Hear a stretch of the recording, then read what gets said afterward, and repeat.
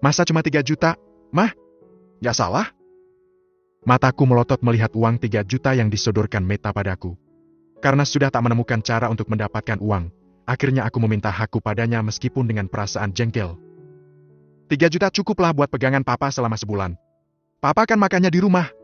Kebutuhan lainnya juga sudah aku bayar. Tenang saja, cukup kok. Katanya lagi.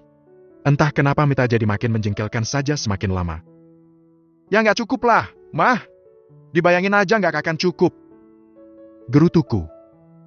Ya nggak akan cukup lah kalau kamu kasihkan uang itu ke istri simpanan kamu. Dengar ya, Pak. Uang itu Mama kasih hanya untuk uang pegangan Papa selama sebulan. Itu khusus buat Papa, bukan buat orang lain. Kalau Papa punya kewajiban untuk menafkahi istri mudamu itu, ya itu bukan urusan Mama. Terserah Papa mau kasih uang dengan cara apa sama dia, itu bukan urusan Mama. Sudahlah, aku mau tidur, Pak. Capek.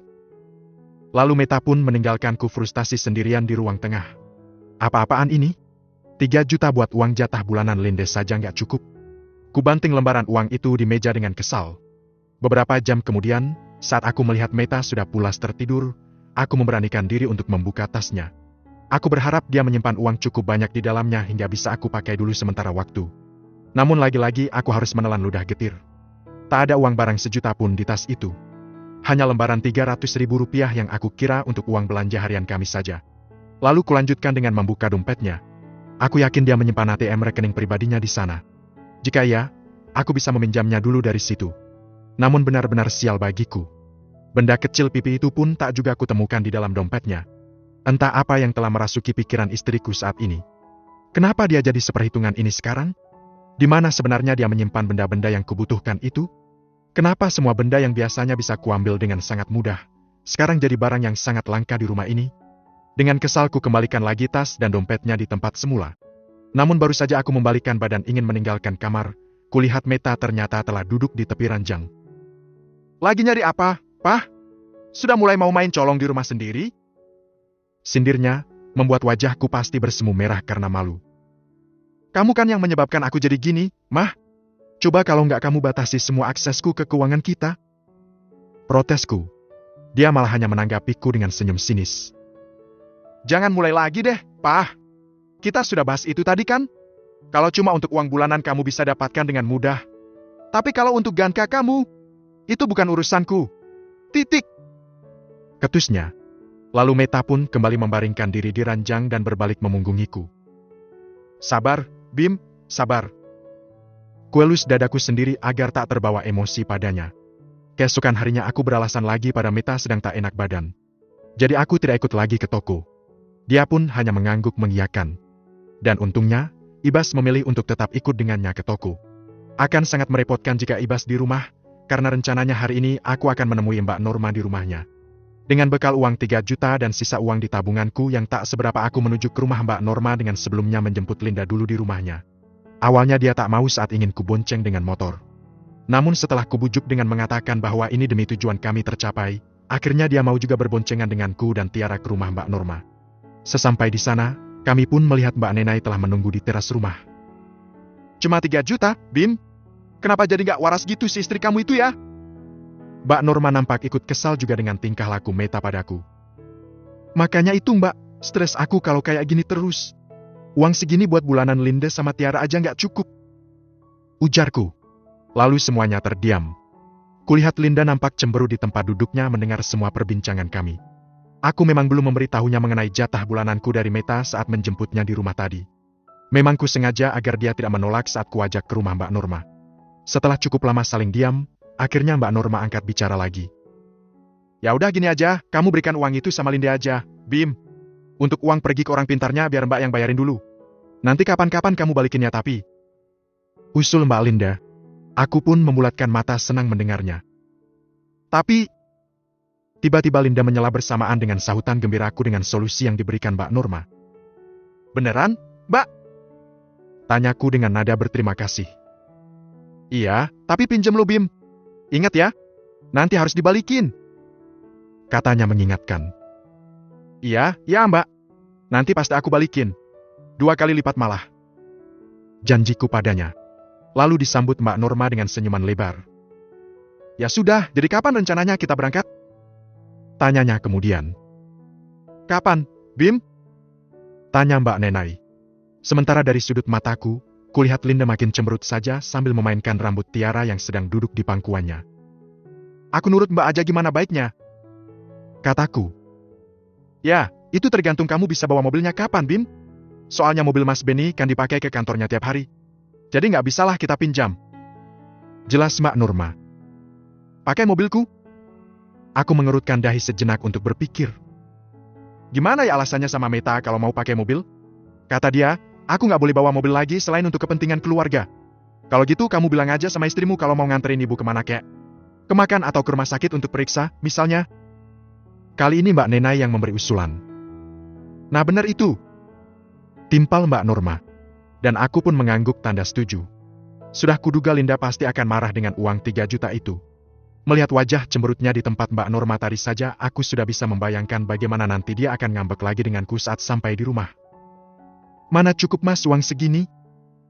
Protesnya waktu ku serahkan uang 3 juta itu padanya saat kami sampai kembali di rumahnya. Ya harus dicukupin lah, sayang. Kita berhemat dulu. Sabar, nyarakan lama kok.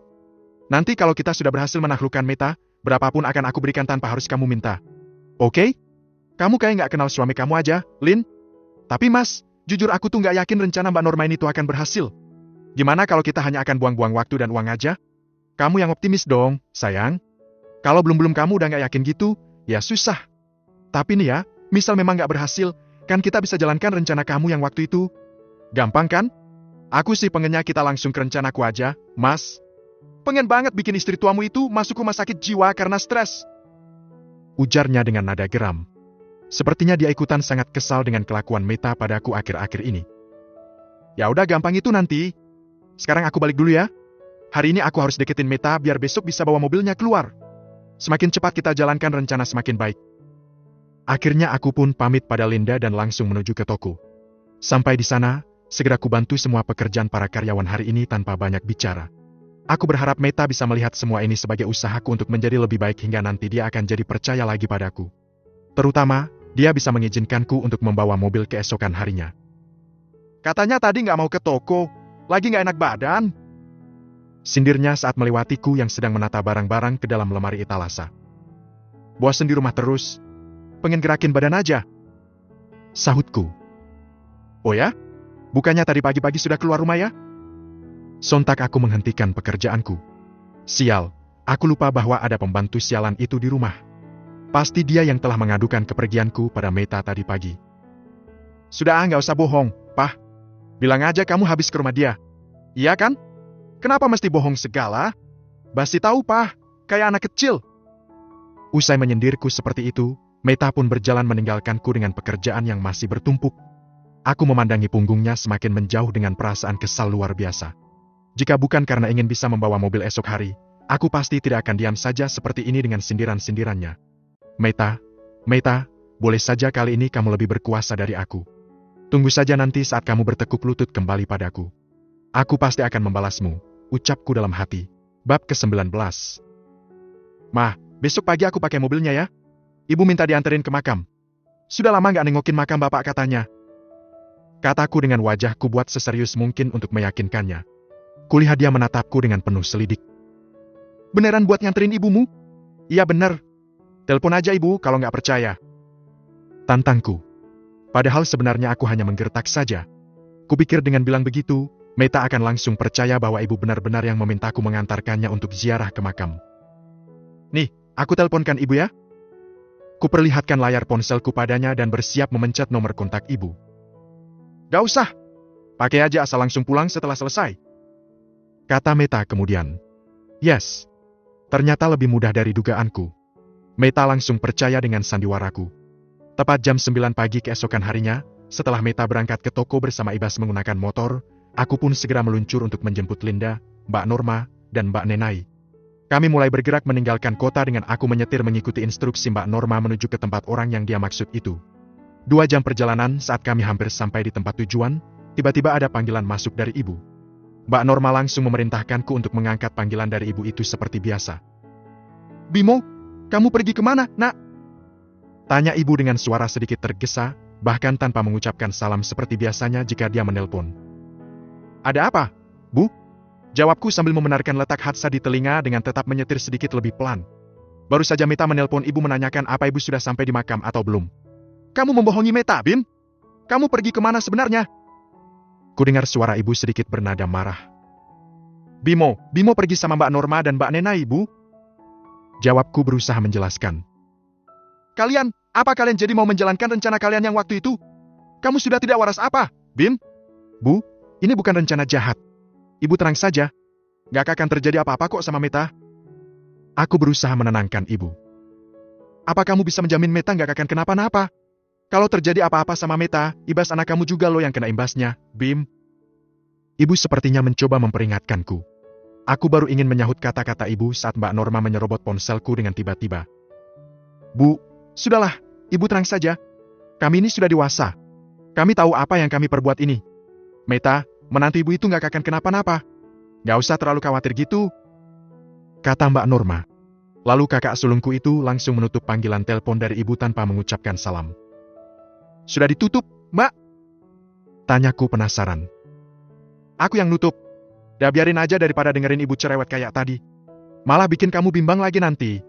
Kalau mau menjalankan acara kayak gini tuh, gak boleh Bim ada perasaan-perasaan bimbang, ragu, seperti itu. Kalau kayak gitu, nanti malah bisa menghambat keberhasilan. Yuk agak cepetan dikit jalannya. Perintahnya kemudian setelah berceramah panjang lebar.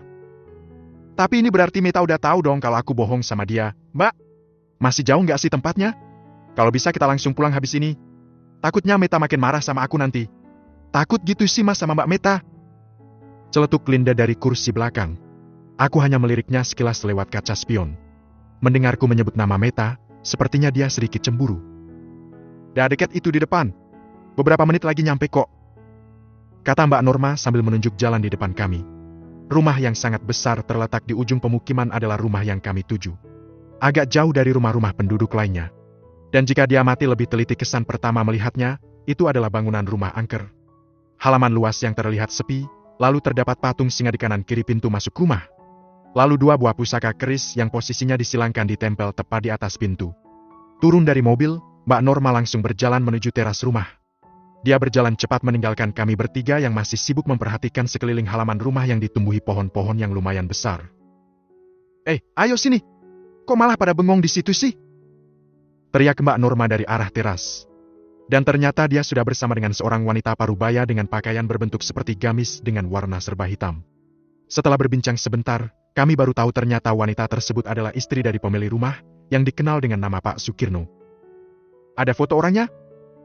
Lelaki berperawakan sedang dengan ikat seperti sorban di kepalanya yang menyambut kami setelah hampir 1 jam kami berada di rumah itu nampak sedang mengeluarkan 2 buah keris dari dalam kotak yang tadi dibawanya dari ruang dalam. Linda, Mbak Norma, dan Mbak Nenai kompak menoleh ke arahku. Tentu saja hanya aku yang punya foto Meta. Foto di handphone bisa kan, Pak? Tanyaku sedikit ragu, sambil bertanya sebenarnya untuk apa dia meminta foto Meta segala. Bisa, mana? Perlihatkan pada saya. Kata lelaki yang terkesan tak banyak bicara itu sambil mengulurkan tangannya. Dengan cepat segera ku buka galeri dan ku cari foto Meta yang masih tersimpan di ponselku. Untung saja masih ada beberapa fotonya. Meta memang termasuk wanita yang jarang berfoto. Jadi hanya ada sedikit saja gambarnya di ponselku. Jika ada pun, pasti posenya sedang dengan anak kami, Ibas. Apa ini istri dan anak Pak Bimo? Tanya lelaki itu sambil menunjuk ke gambar Meta dan Ibas. Benar, Pak. Itu istri dan anak saya. Sahutku. Kalau ini istri Anda, kenapa harus dibuat menurut? Apakah dia ini termasuk istri yang pembangkang? Tanyanya lagi. Aku memandang ke arah Mbak Norma, bingung dengan jawaban yang harus kukatakan. Jadi begini, Pak Kirno. Adik saya ini, Bimo, saat ini dia selalu disetir oleh istrinya. Istrinya yang bernama Meta itu yang menguasai semua harta mereka sekarang. Adik saya bahkan tidak diberi hak apapun di rumahnya sendiri. Ucap Mbak Norma membantuku menjawab pertanyaan si paranormal. Benarkah begitu? Tanya lelaki itu seolah ragu. Bukan karena bapak ini memiliki istri muda? Lalu dia pun terkekeh mengakhiri pertanyaannya. Jantungku langsung berdegup kencang mendengar kata-kata lelaki di depanku itu. Pandangannya nampak menatapku begitu remeh dengan senyum sedikit aneh. Tapi justru itu yang membuatku makin percaya bahwa lelaki ini memang bukan orang sembarangan. Buktinya, dia tahu kondisiku sebelum aku menceritakan semuanya. Sudahlah, tidak perlu ada yang ditutup-tutupi di sini. Semuanya harus jujur agar tujuannya bisa berhasil. Karena, ketidakjujuran biasanya malah akan menghambat tujuan kita bersama. Lelaki itu terus saja mengoceh panjang lebar berceramah. Sementara kami hanya mendengarkan sambil sesekali mengangguk-angguk tanda mengerti. Baiklah, saya akan memulai ritualnya sekarang. Tapi perlu diingat ya, kemungkinan ini prosesnya tidak akan bisa instan. Karena dari penerawangan saya, wanita di dalam foto ini agak sulit untuk ditembus. Dia memiliki aura yang kuat. Jadi kemungkinan ini akan gagal, Pak. Tiba-tiba Linda menyela dengan lancang perkataan Pak Sukirno, membuat lelaki paruh baya itu sepertinya sedikit tersinggung. Saya tidak pernah gagal dalam menyelesaikan pekerjaan saya.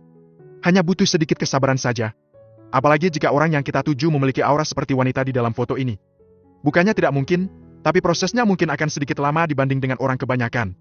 Misal Nuah saja jika saya ingin mengerjakan ritual ini pada ibunya ini. Pak Sukirno tiba-tiba menunjuk ke arah Linda, hingga membuat aku, Mbak Nenai, dan Mbak Norma serentak menoleh ke arah istri mudaku itu. Mengetahui dirinya sedang menjadi pusat perhatian, Linda nampak cemburu tak suka. Maaf, saya bukannya ingin membandingkan antara istri tua dengan istri muda Bapak Bimo.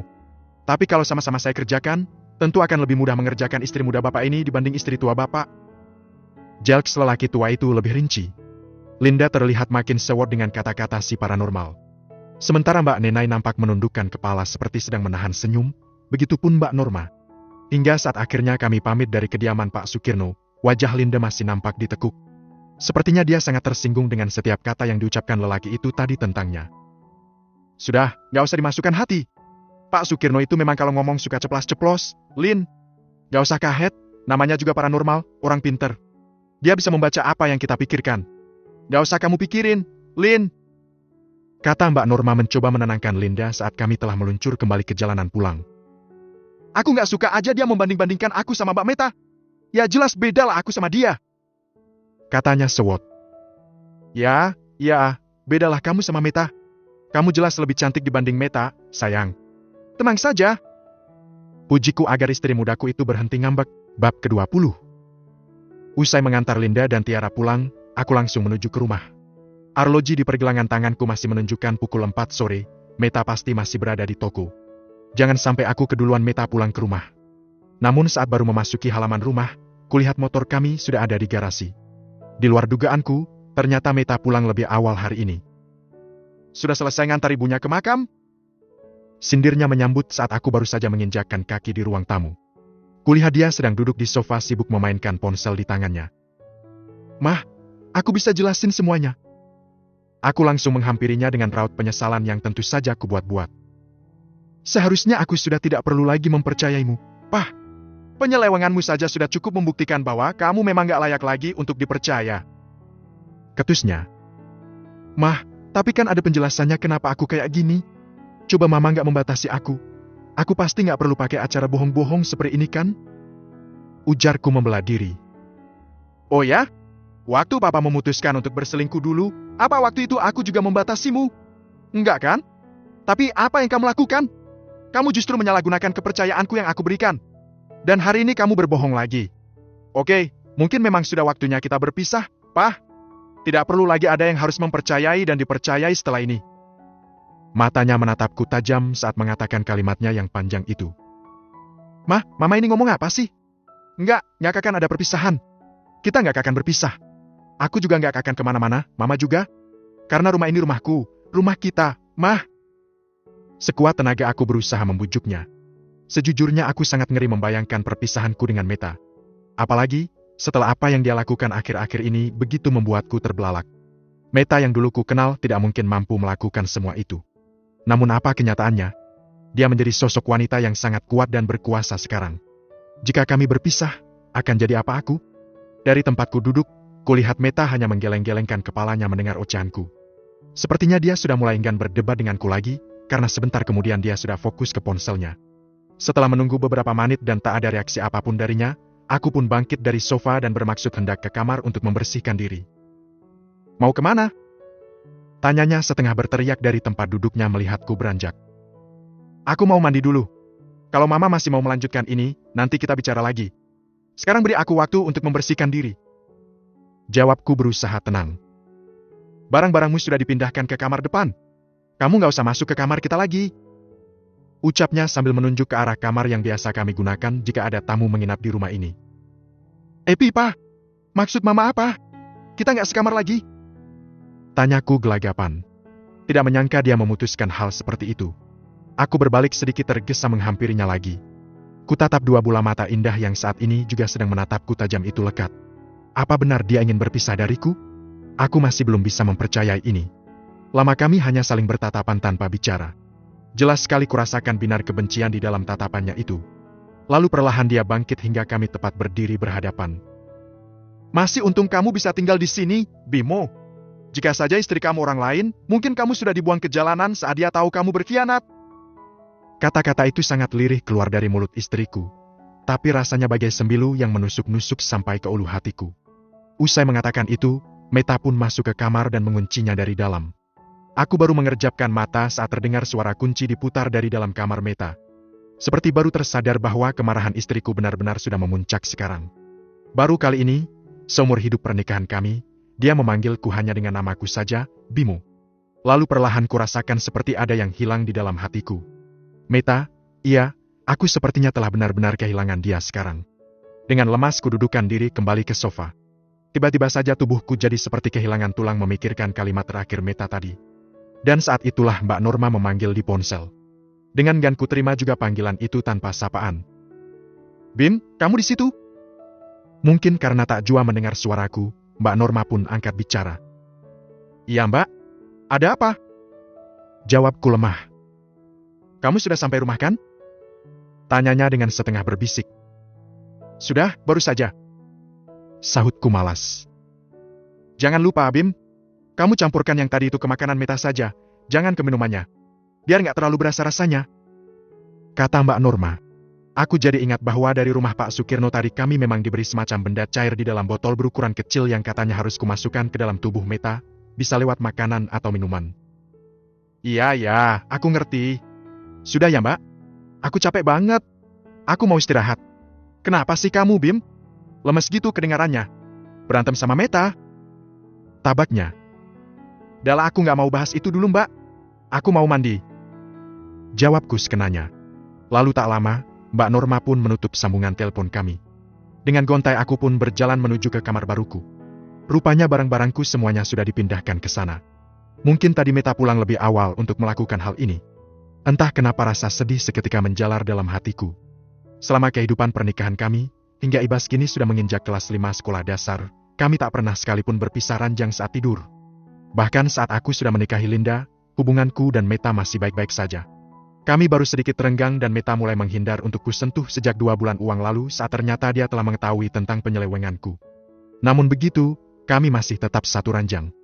Kadang aku juga masih bisa menyentuhnya saat dia terlelap. Tapi sekarang, aku dan Meta benar-benar sudah sendiri-sendiri. Rasanya begitu aneh berada di kamar yang berbeda dengannya, padahal kami masih tinggal dalam satu rumah.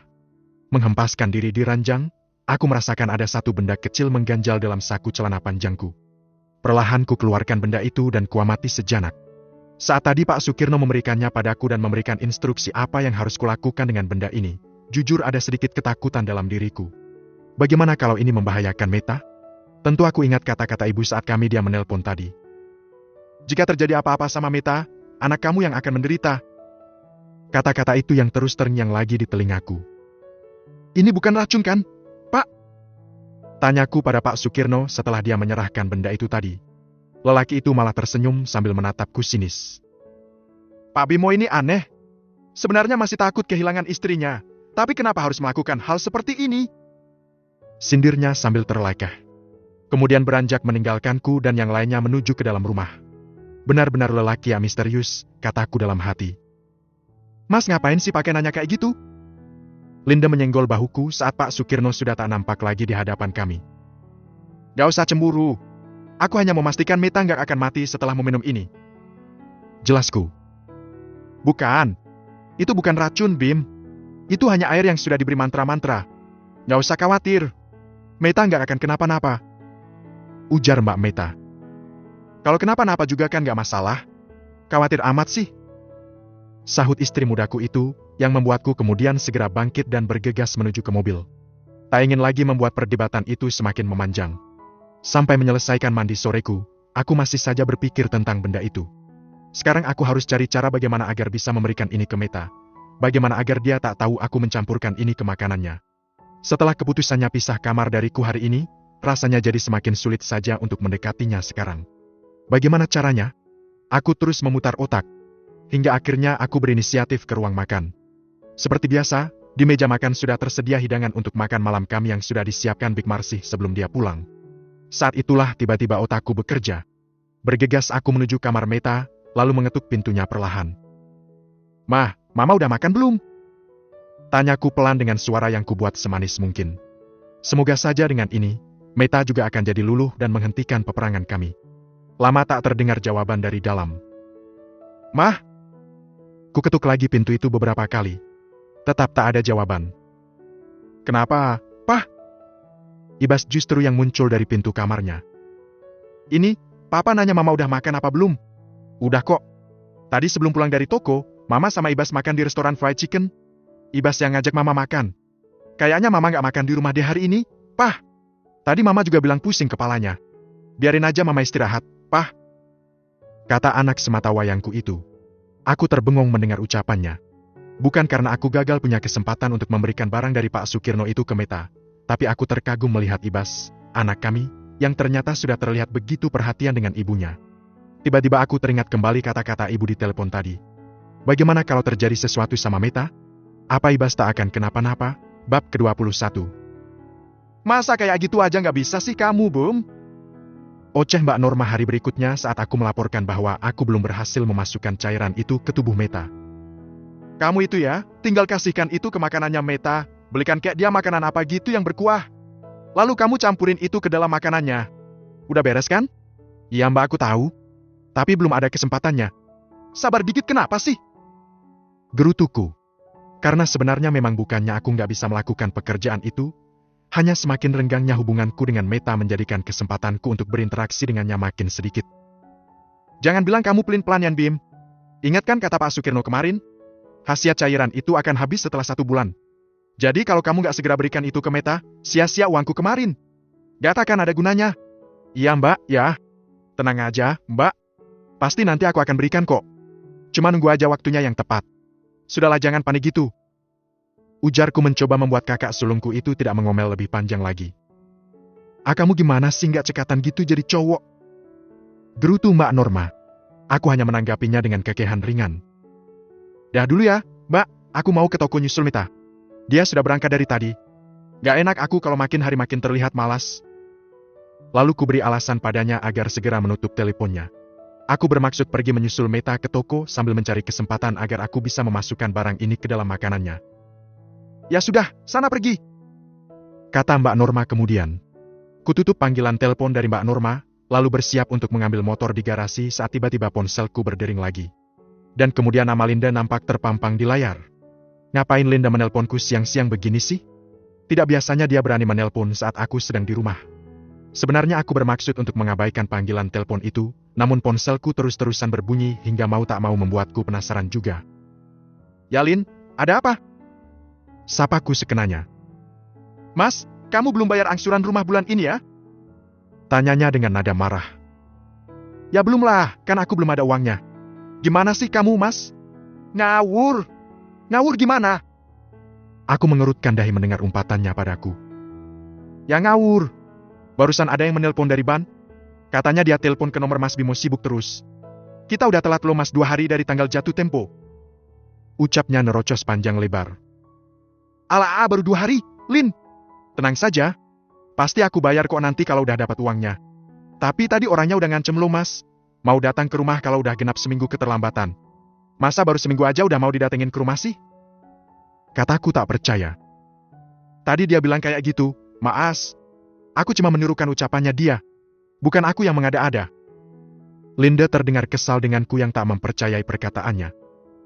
Iya, kamu tenang aja, Lin. Pasti nanti Mas bayar. Sabar dululah bentar lagi, sayang. Bujukku. Setelah panggilan Linda, aku memang akhirnya baru teringat tentang angsuran rumah Linda. Dengan cara apa lagi nih aku cari uang? Minta ke Meta lagi jelas tidak mungkin. Sambil berjalan gontai ke garasi, tanganku refleks merogoh saku celana untuk mengambil kunci motor. Dan saat itulah aku memegang botol kecil pemberian dari Pak Sukirno kemarin. Bagaimanapun caranya, benda ini harus bisa kuberikan pada Meta hari ini juga. Karena jika tidak cepat berhasil, maka hidupku pasti akan terus-terusan dikejar semua kebutuhan yang memusingkan kepala ini. Sekitar 2 jam berada di toko, tiba-tiba aku baru ingat kalau sekitar jam 12 lebih sedikit biasanya akan ada kurir dari catering mengantarkan makanan untuk makan siang. Tidak boleh tidak, hari ini aku harus jadi orang yang rajin. Aku akan menyambut kedatangan si kurir lalu berpura-pura baik dengan menyiapkan makanan untuk Meta dan Ibas. Yes, akhirnya aku temukan juga caranya. Dan benar saja, sekitar jam 12 lewat 5 menit kurir catering pun datang. Joko yang bertugas di kasir bermaksud untuk segera menemuinya, namun dengan cekatan aku segera mendahului. Biar aku aja, Jok. Selaku, sampai nyaris menabraknya yang hampir mendekati si kurir. Ini pak makanannya. Kata lelaki berusia kisaran 20-an tahun itu. Aku segera meraih dan membawanya masuk. Kutaruh sebagian untuk para karyawan di meja kosong, sementara ku bawa 3 kotak makanan sekaligus minumannya ke ruanganku. Setelah semuanya ku siapkan dengan rapi di meja, aku pun bermaksud memanggil Meta yang sedang membantu di ruang parking. Sebelum sampai di ruang parking, dari kejauhan ku dengar riuh tawar yang para karyawan dan istriku yang sedang membicarakan obrolan khas wanita. Tawa Meta nampak begitu lepas bersama para karyawan wanita itu. Aku tertegun sejenak di balik pintu. Sepertinya sudah agak lama aku tak mendengar istriku tertawa begitu lepas. Atau aku saja yang kurang memperhatikannya akhir-akhir ini? Entahlah. Pikiranku begitu kacau akhir-akhir ini hingga membuatku kadang seperti orang linglung dan kurang fokus. "Mah, ayo makan!" Ajakku kemudian saat menyembulkan diri ke ruangan itu. "Asik!" Ibas yang nampak antusias mendengar kata makanan. Anak itu pun segera berlari keluar ruangan. Namun karena takut dia akan salah ambil makanannya, segera ku tarik lengan anak itu hingga nyaris terjatuh. Tunggu dulu, mau kemana?" Tanyaku. "Katanya makan, Pah." Tanyanya balik. "Ya, tapi sabar dulu dong. Nunggu mama." Ujarku. "Aku makan di sini aja sama anak-anak. Ibas, tolong dong ambilin makanan punya mama ya." Perintahnya pada Ibas. Aku langsung panik mendengar itu. Ibas baru saja akan melepaskan diri dari cekalanku, tapi aku berhasil mencegahnya. "Udah, kamu di sini aja. Biar papa aja yang ngambilin," kataku. Lalu aku pun segera berlalu menuju ke ruanganku lagi. Sebentar kemudian aku sudah kembali membawa makanan Meta dan Ibas. "Ibas mau makan di sini juga?" Tanyaku sambil menyodorkan kotak makanan ke arah anak itu. "Enggak, aku makan di ruangan papa aja," katanya. Dan langsung mengambil makanannya, lalu melangkah pergi. Sementara aku segera menyerahkan makanan dan minuman untuk Meta. "Makasih, Pah," ucapnya. Aku sedikit tergugu mendengar ucapan terima kasihnya. Dalam keadaan marah pun dia tetap mau mengucapkan terima kasih padaku. Usai mengangguk kaku, aku pun segera kembali ke ruanganku menemani Ibas makan siang. Bimbang antara apakah benda itu nantinya benar-benar akan bekerja pada Meta atau tidak. Dengan sikap manis Meta hari ini padaku, juga tawa cerianya bersama dengan para karyawan kami benar-benar membuatku justru susah menelan makananku sendiri. "Kenapa nggak dimakan, Pah? Nggak enak ya?" Tanya Ibas sambil menikmati lahap makanannya sendiri. Enggak, Bas. Papa cuma lagi mikir mama." "Mikirin mama? Kan mama ada di ruang parking. Ngapain pakai dipikirin, Pah?" Dahi anak itu nampak berkerut aneh memandangku. Maksud papa, semalam kan kamu bilang katanya mama pusing kan? Apa mama sudah sembuh ya?" Tanyaku bersikap sok peduli. "Itu, sudah kok sudah. Tadi aja sudah tertawa-tawa sama mbak-mbak. Mama kalau sakit mana bisa tertawa, Pah?" Jelas Ibas sambil tergagah. "Ya juga ya, Bas. Tapi papa kayaknya udah lama gak lihat mama tertawa seperti tadi." "Masa sih, Pah? Papa aja mungkin yang gak merhatiin. Mama sering kok tertawa. Apalagi apa?" Aku mengernyit menatap Ibas yang namuak sedikit ragu untuk melanjutkan kalimatnya. "Apalagi kalau papa gak ada? Mama ketawa terus." Lanjutnya tanpa rasa bersalah. Deg. Ada perasaan aneh saat Ibas mengatakan hal itu. Benarkah yang anakku bilang ini? Meta banyak tertawa kalau aku tidak ada. Jadi akulah penyebab dia tidak tertawa akhir-akhir ini. "Kenapa ya, Pah?" Tanya anak itu kemudian. "Hah? Apanya yang kenapa?" Aku sedikit kaget dengan pertanyaan Ibas yang mendadak itu. "Itu, kenapa mama kalau ada papa sering gak ketawa ya? Malah seringnya cemberut aja?" Aku mendecak. Rupanya sebegitu perhatiannya anak lelakiku ini pada ibunya. "Ya papa nggak tahu, Bas. Coba aja Ibas tanya sama mama kenapa begitu," Kataku pura-pura tidak tahu. Ya deh, nanti Ibas tanyain. Setelah itu, dia pun kembali sibuk dengan ayam goreng di tangannya. Usai menyelesaikan makanan, aku pun bergegas ke dapur untuk memeriksa Desi yang biasanya bertugas mencuci semua peralatan makan kami. Sudah habis semua makanannya, Des? Tanyaku basa-basi. Sudah, Pak. Jawabnya. Ibu gimana? Apa makanannya habis? Tanyaku lagi, sambil berpura-pura mencuci tangan. Oh, habis? Ibu makannya lahap hari ini. Sampai nggak tersisa, Pak. Malah katanya tadi makanannya enak banget. Mataku langsung membulat mendengar itu. Ternyata semuanya lancar. Syukurlah. Sekarang aku hanya tinggal menunggu reaksi dari benda itu saja pada diri Meta. Bab ke-22. 6 hari setelah aku berhasil menjalankan tugas yang diberikan Pak Sukirno, masih tetap tak ada perubahan yang aku lihat pada diri istriku. Meta juga masih nampak sehat dan ceria seperti biasanya, apalagi saat sedang berada di toko. Justru dari hari ke hari hubunganku dengannya bertambah renggang saja. Meta semakin tak bisa kusentuh. Bahkan, beberapa kali, aku tak sengaja mendengar Meta sedang berbicara dengan seseorang via telepon tentang rencana gugatan cerainya padaku. Aku menduga yang dia ajak bicara itu adalah seorang pengacara. Gimana? Belum ada reaksi juga si Meta? Mbak Norma jadi sering menghubungiku setelah itu. Setiap hari selalu menanyakan bagaimana kondisi Meta. Aku jadi bingung harus menjawab apa, karena memang tak ada sesuatu pun yang terjadi pada diri istriku itu. Gak ada, Mbak? Mbak yakin Pak Sukirno itu bisa dipercaya? Kali ini aku justru mulai ragu lagi. Ya percayalah, Bim. Mbak tuh udah membuktikannya sendiri. Kalau belum, gak mungkin Mbak rekomendasikan orang itu ke kamu. Atau jangan-jangan kamu yang salah memberikan cairan itu, Bim? Salah gimana maksudnya, Mbak? Siapa tahu kamu salah memasukkannya ke makanan orang, bukan Meta? Gak mungkin lah. Aku gak sebodoh itu juga kali, Mbak. Aku sendiri kok yang kasih makanan itu ke dia. Dan dia menghabiskannya. Yakin kamu? Menanggapi pertanyaan Mbak Norma, aku pun jadi terdiam. Apa ya aku salah kasih makanannya? Masa ia ketukar sama punya Ibas? Gak mungkin ah. Aku yakin sekali waktu itu yang mana punya Meta dan yang mana makanan Ibas. Yakinlah, Mbak. Masa salah sih? Ya sudahlah. Kita tunggu sebentar lagi. Barangkali memang agak lama prosesnya seperti yang dulu dibilang Pak Sukirno. Kemudian kami pun menghentikan obrolan chat kami. Kumasukkan kembali ponsel ke saku celanaku saat tiba-tiba dari arah dapur toko ku dengar suara teriakan Ira minta tolong. Tolong, Pak! Mas Joko! Ibu pingsan! Seketika aku terkesiap. Tapi malah hanya bengong di tempatku semula dan tak bisa bergerak. Sementara dari arah depan, Joko berlarian menuju dapur. Ibu pingsan, Pak! Teriaknya saat melewatiku. Namun dia tak berhenti saat memberitahuku. Nampaknya keadaan Meta jauh lebih penting dibanding berhenti dulu dan memberikan informasi padaku. Saat tersadar, aku pun segera bergegas ke dapur menyusul beberapa karyawan yang sudah lebih dulu berlarian ke sana. Terlambat, Joko dibantu Ira dan beberapa teman-teman mereka telah menggotong tubuh istriku menuju ke ruanganku. Aku sendiri hanya terpaku menatap kerja keras para anak buahku itu demi menyelamatkan Meta. Di sofa ruanganku, mereka membaringkan Meta. Ira nampak melepas alas kaki dan kerudung Meta lalu melonggarkan pakaiannya setelah menyuruh Joko keluar ruangan. Sementara salah seorang karyawan lagi menyiapkan minyak angin untuk membantu membuat Meta siuman. Beberapa menit setelah benda cair itu diusapkan ke hidung Meta, istriku nampak membuka mata. Pandangannya memang terlihat seperti orang yang sedang tidak sehat. Aku mulai berpikir, apakah barang itu sudah mulai bereaksi padanya? Bu, apa yang ibu rasakan? Tanya Ira. Aku di mana? Dia bahkan tak ingat dia sedang ada di mana. Ibu masih di toko. Tadi ibu pingsan di dapur waktu mau bikin kopi. Jelas Ira lagi yang duduk di pinggir sofa. Gumamnya sambil memegangi kepalanya. Lalu aku pun mulai mendekat ke tempatnya berbaring. Kamu kenapa, sayang? Tanyaku prihatin. Aku nggak apa-apa. Jawabnya singkat. Tapi tatapan matanya tetap masih terlihat sangat lemah. Menepis tanganku yang ingin meraih lengannya, Meta berusaha untuk duduk sendiri dan justru memilih berpegangan pada tubuh Ira.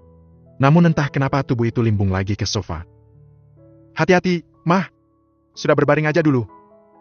Kubenarkan letak bantal sofa untuk membuatnya lebih nyaman berbaring.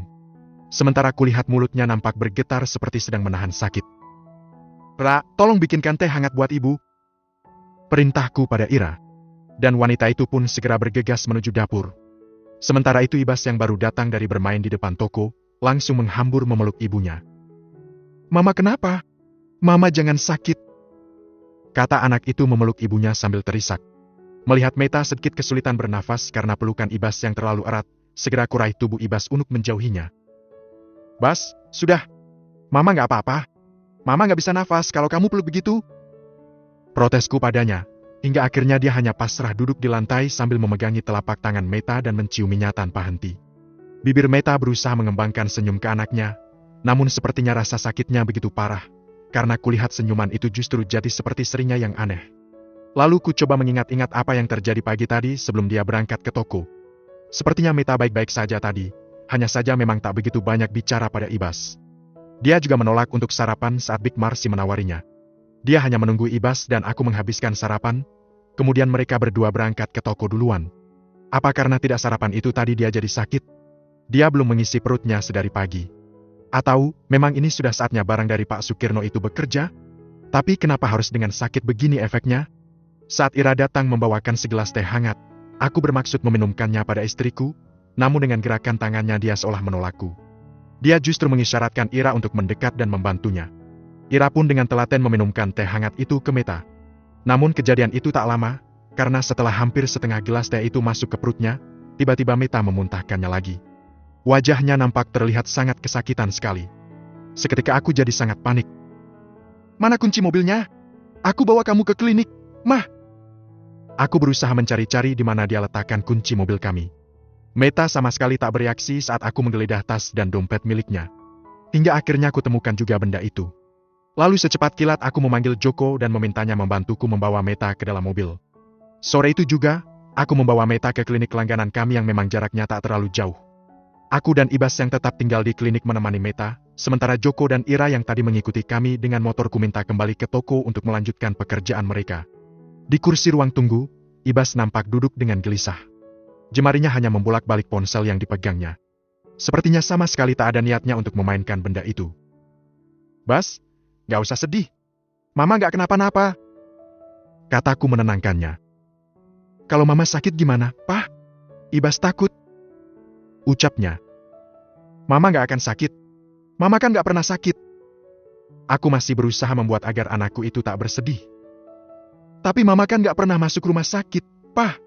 Kenapa sekarang Mama harus sampai dibawa ke rumah sakit? Protesnya.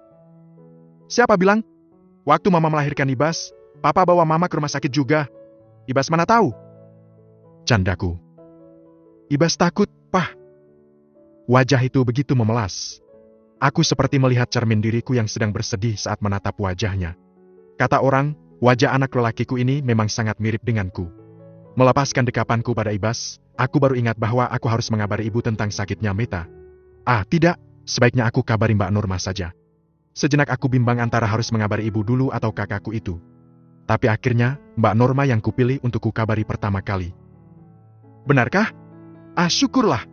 Baru saja kita omongin tadi ya, Bim. Sekarang udah terbukti. Yakin banget itu reaksi dari barang yang dikasih oleh Pak Kirno. Tapi efeknya apa harus sakit begini, Mbak? Kalau tahu begitu, harusnya aku. Aku menghentikan kalimatku ragu. Kenapa sih, Bim? Gak usah panik gitu. Sakit paling cuma bentar nanti juga sembuh lagi kok. Harusnya kamu bersyukur dong semua sudah mulai kelihatan hasilnya. Ya udah, ini kamu di rumah sakit mana? Aku akan jemput Nenai untuk ikut menengok ke sana sekarang. Kata Mbak Norma. Di klinik Harapan Sehat, Mbak. Oke, tunggu ya kita ke sana bentar lagi. Ucap Mbak Norma terdengar begitu antusias. Oh ya Mbak sekalian minta tolong bawa ibu ke sini juga ya, Mbak. Ibu? Buat apa, Bim? Kalau ibu ke situ malah bikin ribet nanti. Kamu kan tahu kemarin ibu yang gak setuju kita jalanin rencana ini? Iya sih. Tapi kalau ibu datang, setidaknya ada yang mendoakan Meta biar gak kenapa-napa. Ibas sedari tadi sedih terus lihat ibunya sakit. Gak tega aku. Ada-ada aja sih kamu ini, Bim. Entar kalau didoakan malah khasiatnya hilang loh. Kamu mau? Mbak Norma pun terkekeh di seberang sana. Lalu aku pun terdiam seiring dengan suara sambungan telepon yang terputus. Bab ke-23. Gimana keadaan istri kamu? Tanya Mbak Norma setengah berbisik malam itu saat sampai di dekatku yang menyambutnya di depan kamar perawatan Meta. Aku sedikit kaget karena dia datang bukan bersama ibu, tapi justru dengan Mbak Nenai dan Linda serta Tiara. Karena panik, aku pun segera menarik tangan kakak sulungku itu menjauh dari Mbak Nenai dan Linda. Mbak ini apa-apaan sih? Kok malah ngajak Linda kemari? Ya nggak apa-apa, Tibim. Kok kamu panik gitu sih? Kan justru lebih baik kalau Meta segera selesai saja. Siapa tahu bisa lebih cepat kalau lihat Linda. Kata Mbak Norma membuatku bergidik ngeri. Mbak, ngomong apa sih, Mbak? Aku melotot ke arahnya. Nggak Bim, halah Mbak cuma bercanda. Ini tadi Mbak telepon Linda ngasih kabar dia soal kondisi Meta. Dianya maksa mau ikut. Ya sudah, Mbak jemput sekalian. Terus gimana istri kamu? Dokter bilang dia cuma kecapekan aja. Istirahat sebentar juga sudah pulih. Kataku menyampaikan informasi dari dokter yang memeriksa Meta. Biasa dokter bilang kayak gitu. Mereka kan nggak bisa tuh bedain mana yang sakit beneran sama sakit dibikin. Dahlah tenang aja, yang penting bentar lagi tujuan kalian akan segera tercapai. Tapi Mbak... Aku ragu untuk melanjutkan kalimatku. Apalagi sih Bim? Galau? Mulai pelin-pelan lagi. Jadi cowok tuh yang tegas dong. Jangan lemah gitu. Aku cuma kepikiran Ibas sama ibu. Kenapa lagi? Hal yang kamu khawatirkan itu apa coba? Nggak masuk akal, Bim. Dengar ya Bim, setelah ini kamu bisa menguasai Meta lagi. Dengan begitu kamu bisa perlakukan semua orang dengan baik. Ya anakmu, ibu, istrimu, Linda. Ya kan? Apalagi sih? Nggak usah dibikin pusing deh. Entahlah Mbak. Aku merasa ini tuh bikin nggak enak di hati. Nggak usah mikir aneh-aneh. Ayo aku mau lihat Meta. Mbak masuk ya? Pintanya. Belum sempat aku mengangguk, Mbak Norma langsung menerobos menuju pintu kamar perawatan Meta, diikuti oleh Mbak Nenai. Sementara Linda yang bersiap melangkah kuhalangi untuk masuk. Kenapa sih, Mas? Kok aku nggak boleh masuk? Tanyanya dengan nada sedikit berteriak yang sepertinya disengaja. Sontak ku bekap mulutnya dan kudorong menjauhi pintu kamar perawatan Meta. Kamu jangan gila, Lin. Kamu mau apa sih ikutan ke sini? Mau bikin Meta stres lihat kamu? Tanyaku geram. Kalau perlu, gak apa-apa kan? Bukannya lebih cepat lebih baik? Ujarnya ketus. Maksudnya? Aku memicingkan mata padanya. Dengar ya, Lin, kita ini bukannya mau ngilangin nyawa orang. Lagi pula dia itu mas istriku, ibu dari anakku. Aku gak mau terjadi apa-apa juga sama dia. Ngertiin dong! Tuh kan kamu mulai lagi, Mas. Kalau tahu kamu bakalan kayak gini, kenapa kemarin kita nggak suruh dukun itu santet aja sekalian biar kamu nggak bisa ngomong kayak gini lagi? Dia mulai ngambek lagi. Maksud kamu apa, Lin? Jangan berpikir macam-macam ya. Kita ini memang bukan mau membunuh orang. Kita hanya mau bikin Meta tunduk sama aku. Ngerti nggak sih kamu? Yakin? Aku tuh kesini cuma mau mastiin aja, Mas.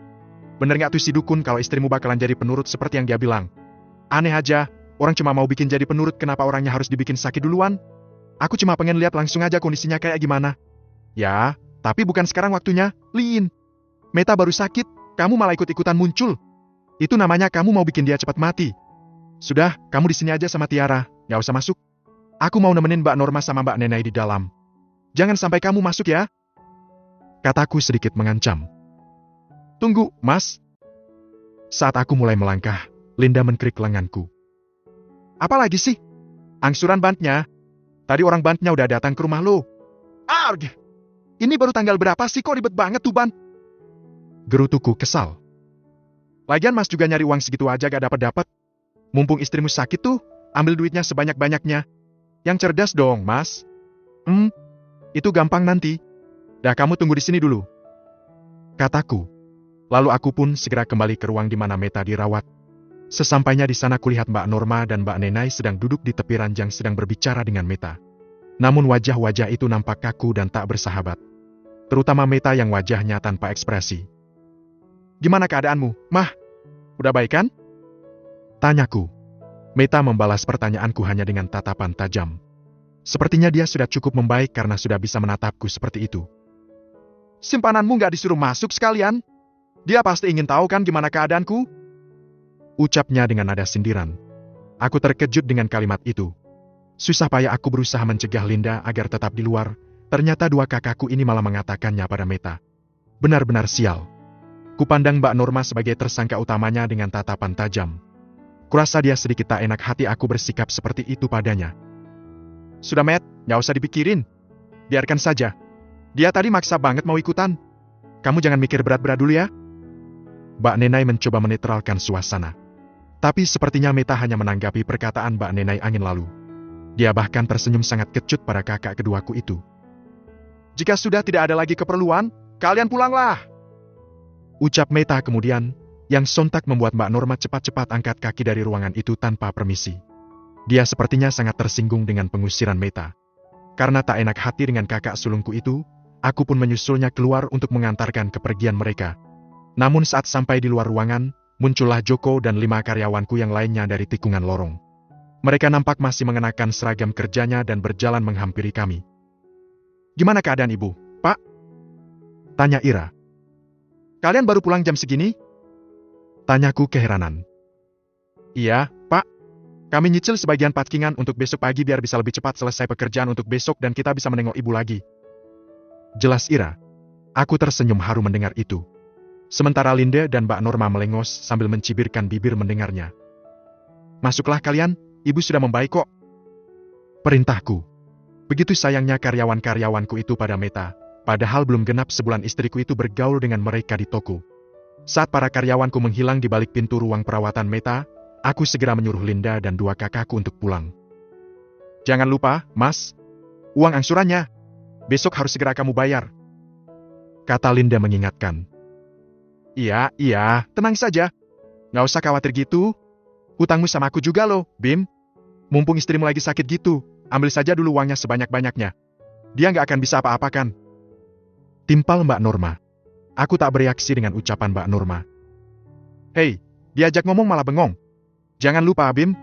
Aku juga keburu butuh uangnya loh," kata Mbak Norma lagi.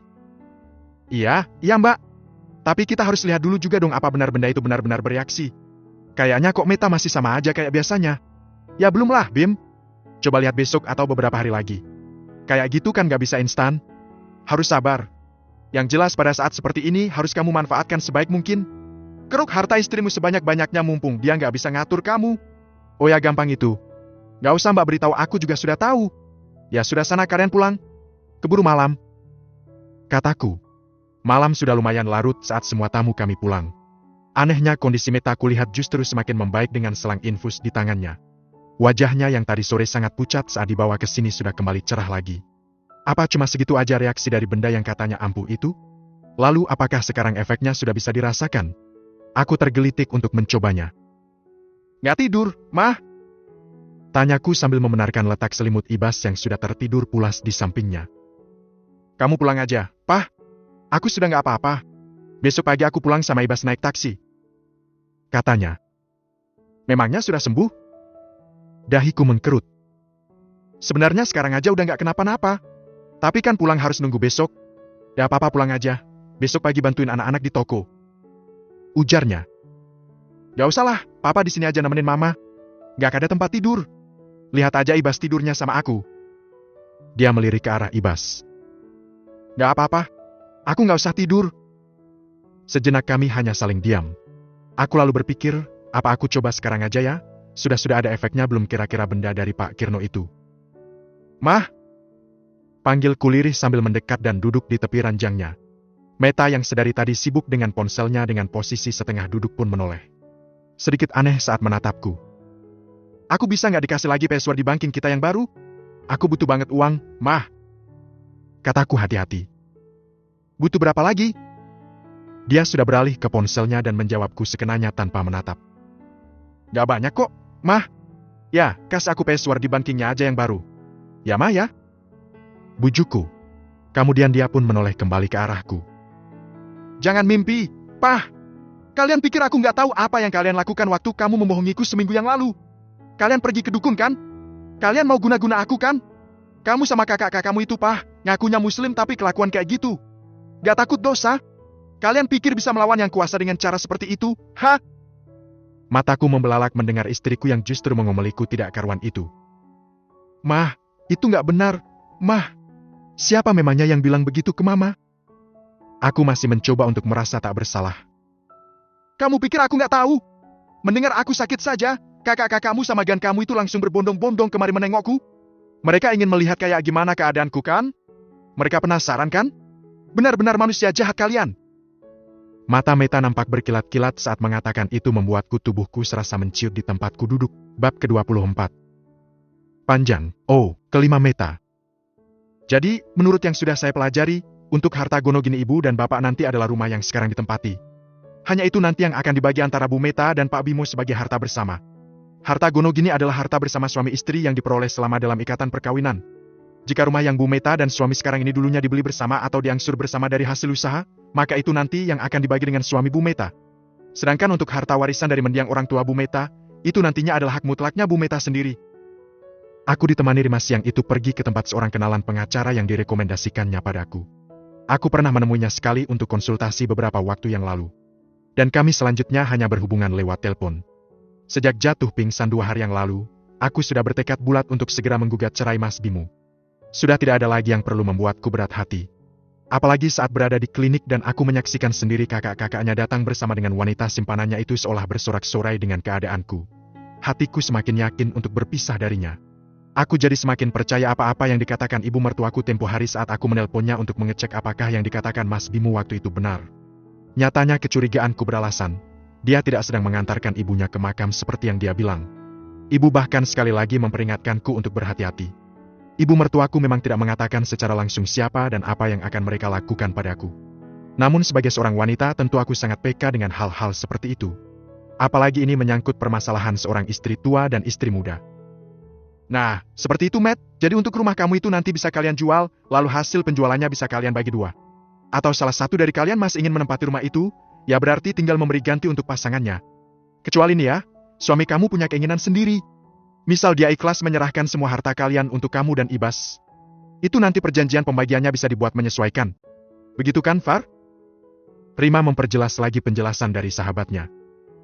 Betul seperti yang dibilang Rima, Bu, untuk kesepakatan yang di luar undang-undang bisa dibicarakan secara kekeluargaan.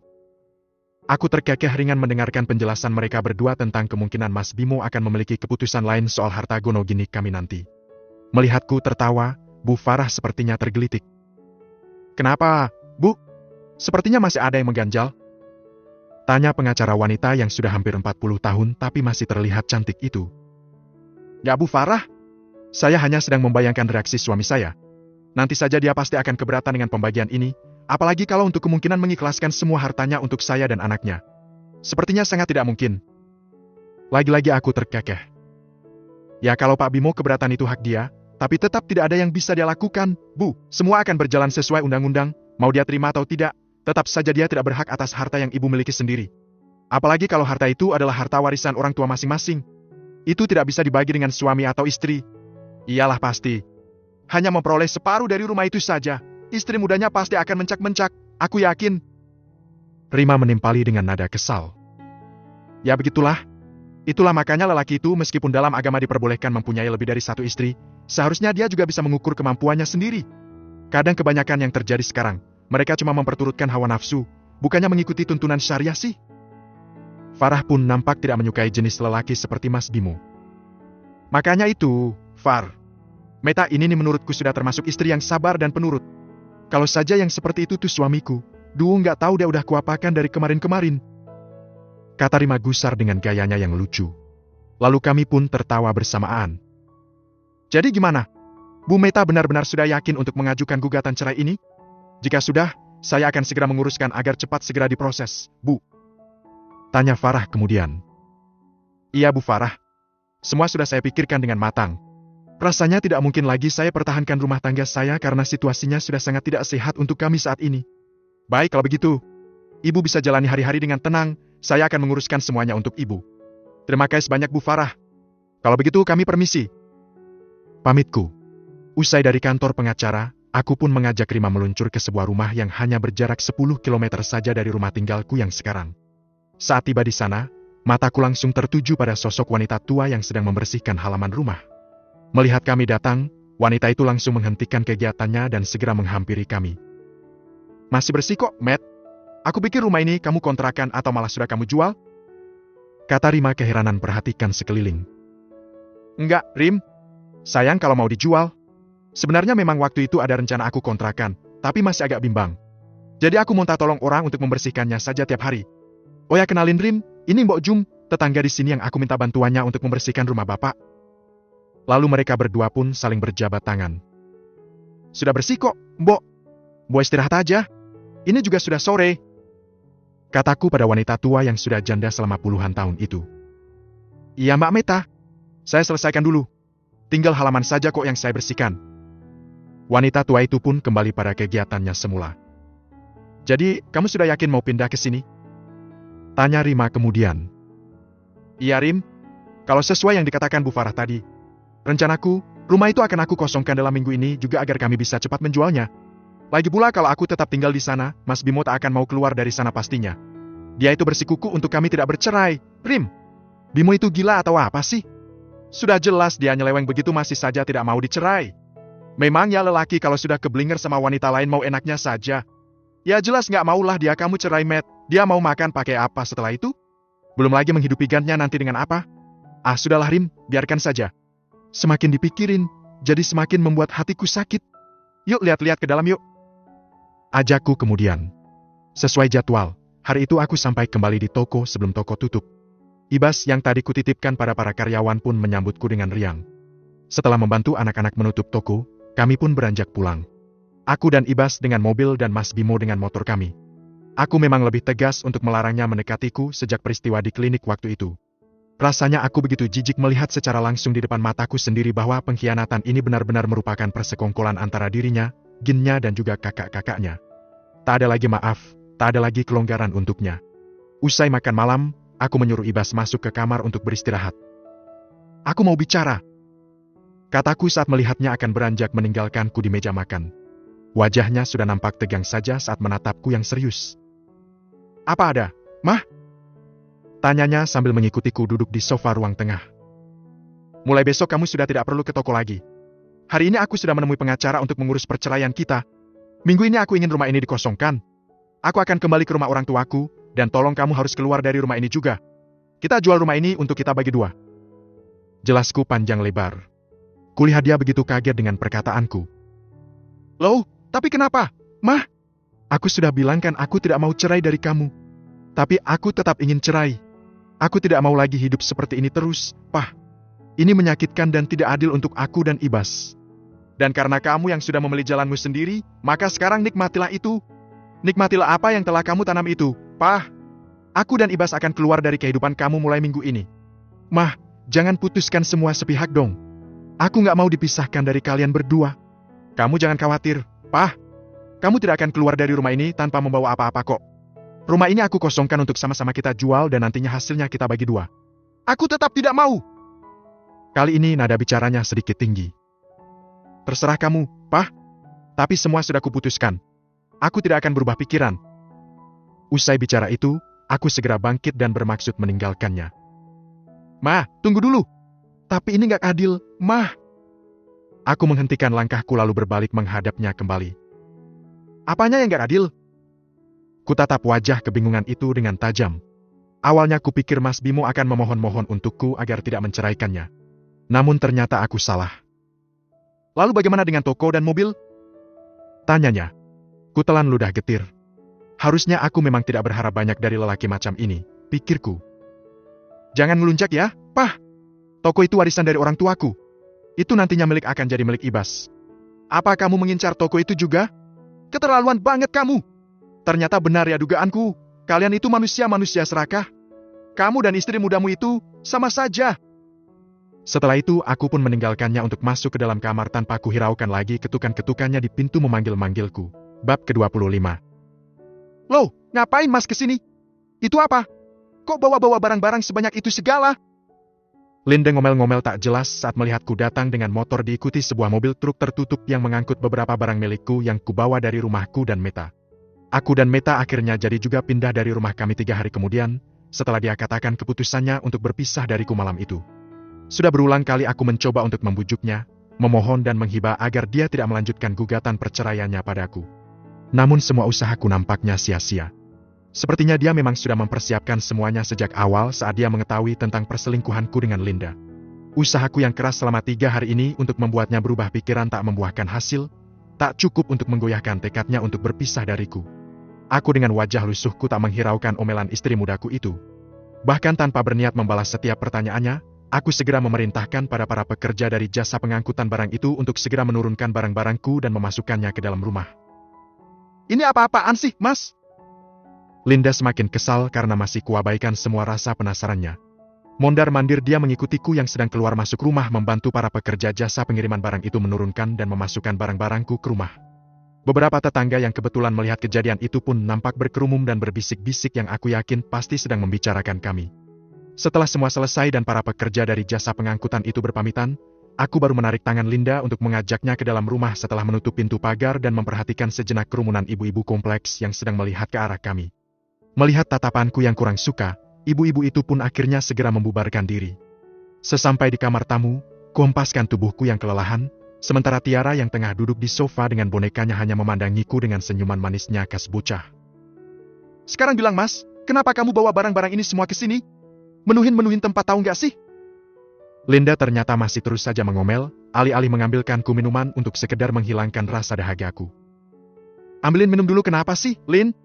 Daripada ngomel-ngomel begitu, sama suami? Aku haus ini. Kataku kesal.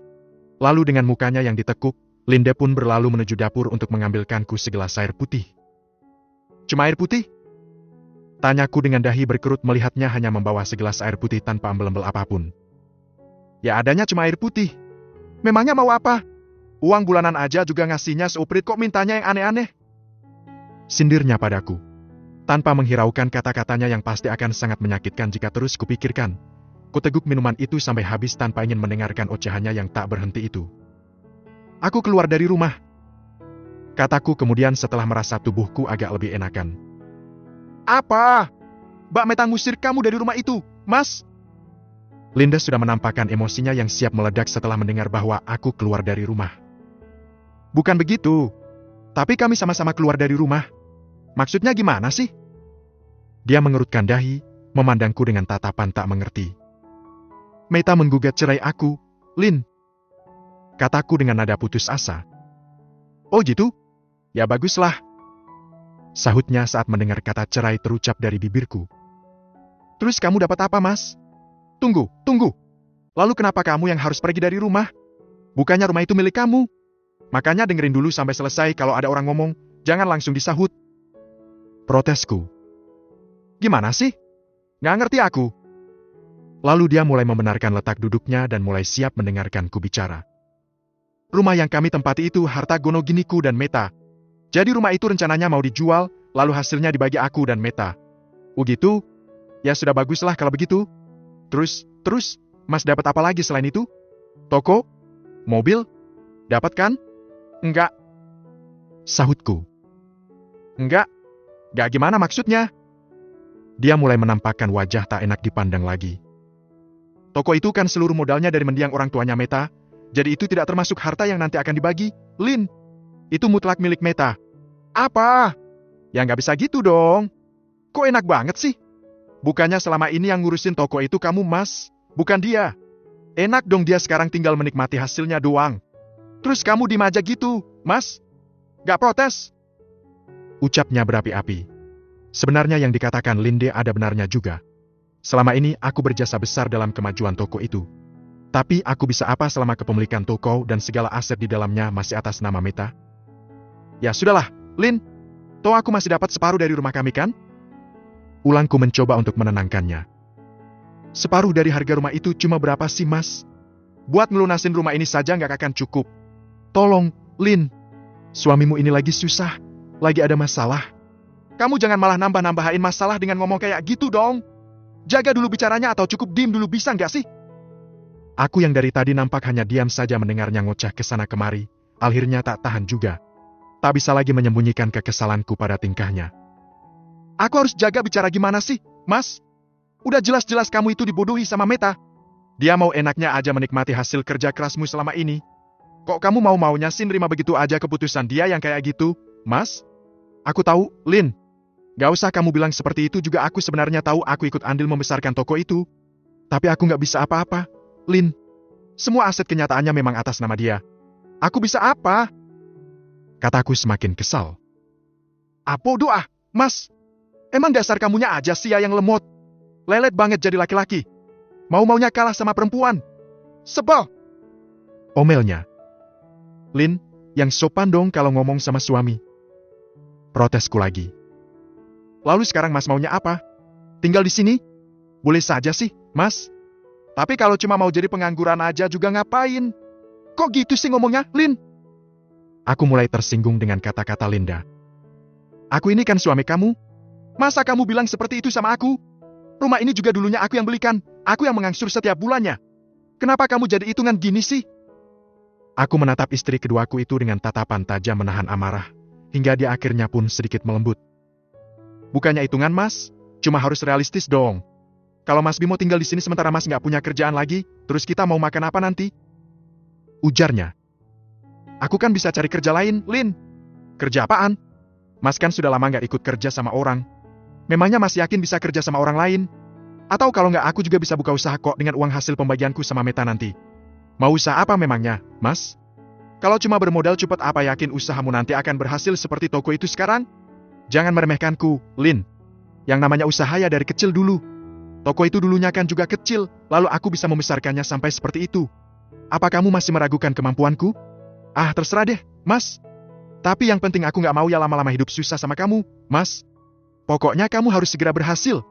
Harus cepat sukses. Katanya. Aku menggeleng-gelengkan kepala mendengar kata-kata istri keduaku itu. Setelah merasa cukup, Linda pun lalu menggandeng tangan Tiara mengajaknya masuk ke kamar. Lin. Panggilku sebelum dia menghilang di balik pintu kamar. Apalagi sih, Mas? Nggak ada makanan gitu? Aku lapar ini. Keluhku. Bikin aja sendiri di dapur. Aku malas masak hari ini, Mas. Tadi aja aku sama Tiara cuma makan soto di warung depan.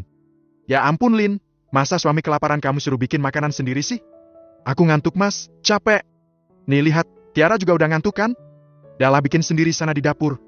Ada telur di kulkas tinggal goreng. Nasi juga masih ada kok sisa kemarin di Magicom. Ujarnya sebelum kemudian masuk ke kamar dan menutupnya rapat. Astaga, kenapa Linda jadi berubah sedrastis ini sekarang?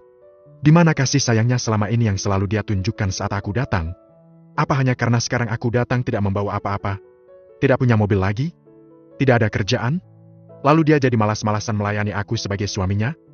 Kuhembuskan nafas berat sambil perlahan bangkit dan berjalan menuju dapur. Menyesal tadi aku tidak menerima tawaran Meta untuk membelikan makanan via aplikasi pesan antar saat aku sibuk membantu para pekerja jasa pengangkutan menaikkan barang-barangku ke atas truk tadi. Karena rasa gengsiku, aku menolak kebaikan Meta. Nyatanya di rumah istri keduaku yang selalu kupuji dan kubangga-banggakan kecantikannya ini, aku justru dibuat kelaparan dan tak terurus. Nasib. Bab ke-26. Panjang. Oh, kelima Meta. Sementara gugatan perceraianku diurus oleh Bu Farah dan timnya, aku juga segera menawarkan rumah kami ke beberapa kenalan dan juga agen-agen properti.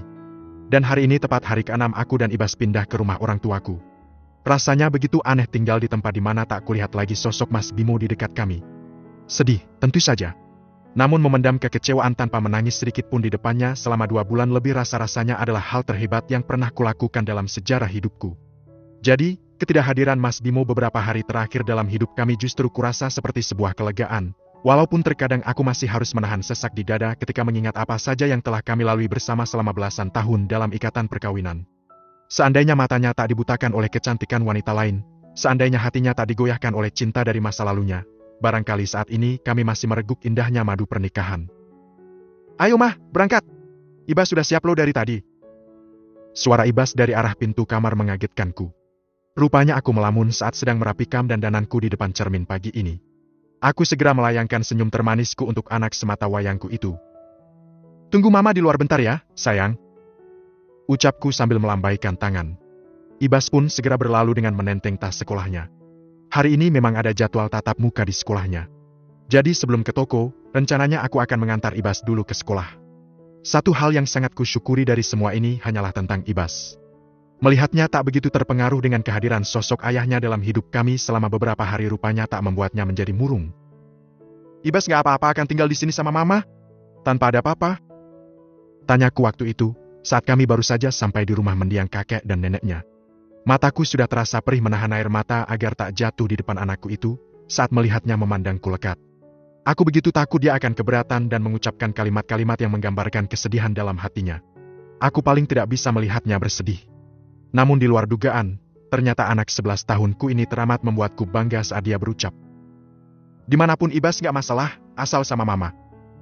Air mata yang kutahan untuk tak jatuh itu akhirnya justru pecah mendengar kalimat bocah lelakiku.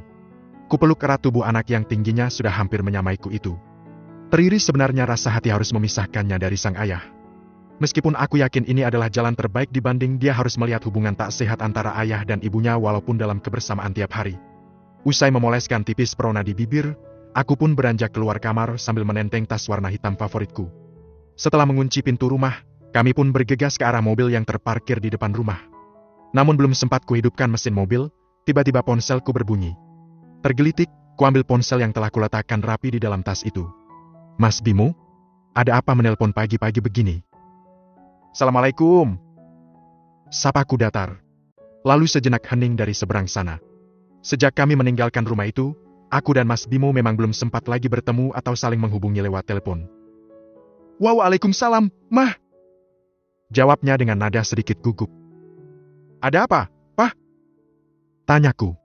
Sudah sedikit sungkan sebenarnya untuk memanggilnya lagi dengan sebutan Papa. Namun hanya karena ada Ibas, aku paksakan juga untuk tetap membiasakan memanggil ayahnya dengan cara yang sama seperti sebelumnya. Maaf kalau aku mengganggu, Mah. Tapi aku mau menanyakan masalah rumah. Apa rumahnya sudah laku? Tanyanya dengan sedikit terbata. Witu, sudah aku iklankan ke beberapa agen properti dan kutawarkan ke beberapa kenalan, tapi harganya masih belum ada yang cocok. Jawabku. Berapa penawaran tertingginya, Mah? Tanyanya lagi. Hanya sekitar 380 juta, Pah. Kemarin kan kita sepakat menjualnya di angka ke-450. Atau coba bantu juga tawarkan ke yang lain. Barangkali ada yang mau menawar lebih tinggi dari itu? Saranku. Sudah juga, Mah. Tapi belum ada yang menawar. Ucapnya. Lalu hening lagi. Hanya terdengar nafas berat Mas Bimo dari seberang sana. Maaf, aku sedang buru-buru mengantar Ibas ke sekolah. Apa masih ada yang lain, Pak? Kalau kita lepas di angka itu saja gimana, Mah? 380 juta maksudnya? Iya, Mah. Aku benar-benar sedang butuh uang sekarang. Apa nggak terlalu murah? Mau gimana lagi? Kebutuhanku sudah nggak bisa menunggu, Mah. Aku terdesak. Kita tunggu sebentar lagi deh. Gak apa-apa kan? Siapa tahu bisa sampai di angka yang kita mau. Sudahlah dilepas saja, Mah. Aku benar-benar sedang butuh uang. Katanya penuh harap. Kuhela nafas panjang.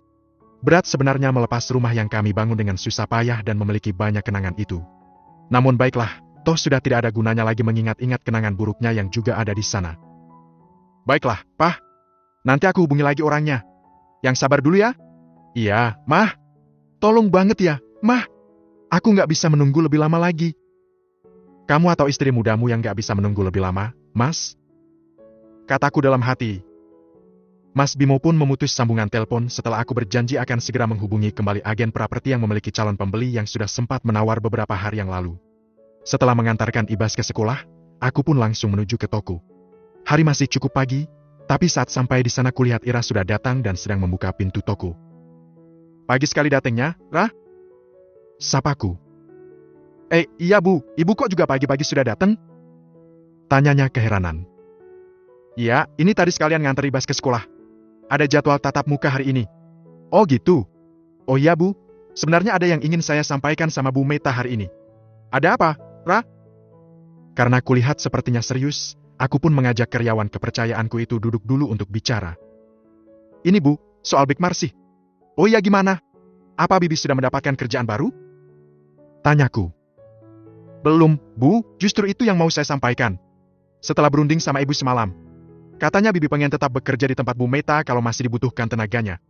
Bibi nggak keberatan kalau harus menginap di rumah Bu Meta katanya. Jelas Ira panjang lebar. Benarkah? Aku langsung membulatkan mata senang mendengar itu. Aku memang sedang berpikir untuk mencari pengganti Big Marsi. Selain Mbok Jum yang beberapa hari sekali datang untuk membersihkan rumah, aku juga butuh orang untuk menunggu rumah itu selama aku tinggal bekerja. Saat aku pindah dari rumah hari itu, aku memang sempat menawari Big Marsi untuk ikut denganku, tapi mengingat jarak rumahnya yang lumayan jauh dengan rumah orang tuaku, aku memintanya untuk menginap. Namun Big Marsi meminta waktu untuk berpikir karena dia juga harus mengurus Ibu Ira yang sedang sakit sepulang dari bekerja di tempatku. Iya, Bu, ibu saya tidak apa-apa katanya ditinggal sendirian di rumah selama saya bekerja. Toh sore saya juga sudah balik dari toko. Yang penting Big Marsi bisa tetap bekerja. Alhamdulillah kalau gitu, Ra, ya sudah segera saja kamu antar Bibi ke rumah ya besok? Atau sesiapnya Bibi saja kapan? Kataku. Siap, Bu. Terima kasih banyak ya, Bu. Sama-sama. Ira pun segera memulai pekerjaannya yang sempat tertunda. Sementara aku teringat janjiku pada Mas Bimo, hingga akhirnya aku sempatkan diri untuk menghubungi agen properti yang kemarin sempat memberikan penawaran paling tinggi untuk rumah kami. Maaf Mas, mau menanyakan soal calon pembeli rumah saya yang kemarin. Apa masih bisa di-follow up lagi? Tanyaku. Yang menawar di angka 380 kemarin ya, Bu? Benar Mas. Rencananya akan kami lepas di angka itu saja. Bisa Bu Meta tunggu sebentar? Saya akan hubungi yang bersangkutan untuk menanyakannya kembali. Iya Mas, silakan. Telepon dijeda dari sana. Sementara aku menunggu sambil membantu Ira mempersiapkan toko buka. Beberapa menit kemudian sudah kembali terdengar suara agen properti itu lagi dari speaker ponselku. Ya, Mas. Mohon maaf sekali Bu Meta, ternyata beliaunya sudah mendapatkan rumah katanya. Baru aja kemarin. Bu Meta telat sehari saja. Ucap agen properti itu penuh sesal. Oh ya sudah kalau gitu belum rezeki kami, Mas. Nggak masalah kok. Iya Bu, mohon maaf sekali. Tapi kalau target penjualan diturunkan, akan saya push lagi iklannya agar cepat terjual. Katanya. Oh iya, Mas. Tolong ya kalau bisa sih tetap jangan jauh-jauh dari harga kemarin. Cuma jika terpaksa ada yang menawar di angka kemarin gak apa-apa deh kami lepas. Jelasku. Baik, Bu, segera kami laksanakan. Usai menutup panggilan dengan agen properti tersebut, aku pun langsung menghubungi Mas Bimo. Terdengar suara antusias Mas Bimo menyambut panggilanku. Gimana Mah? Sudah ada kabar? Tanyanya. Maaf, kayaknya belum rezeki kita. Orangnya sudah dapat rumah lainnya. Sabar dulu ya. Kataku. Lalu terdengar suara nafas berat dari seberang sana. Aku yakin Mas Bimo pasti sedang sangat kebingungan sekarang.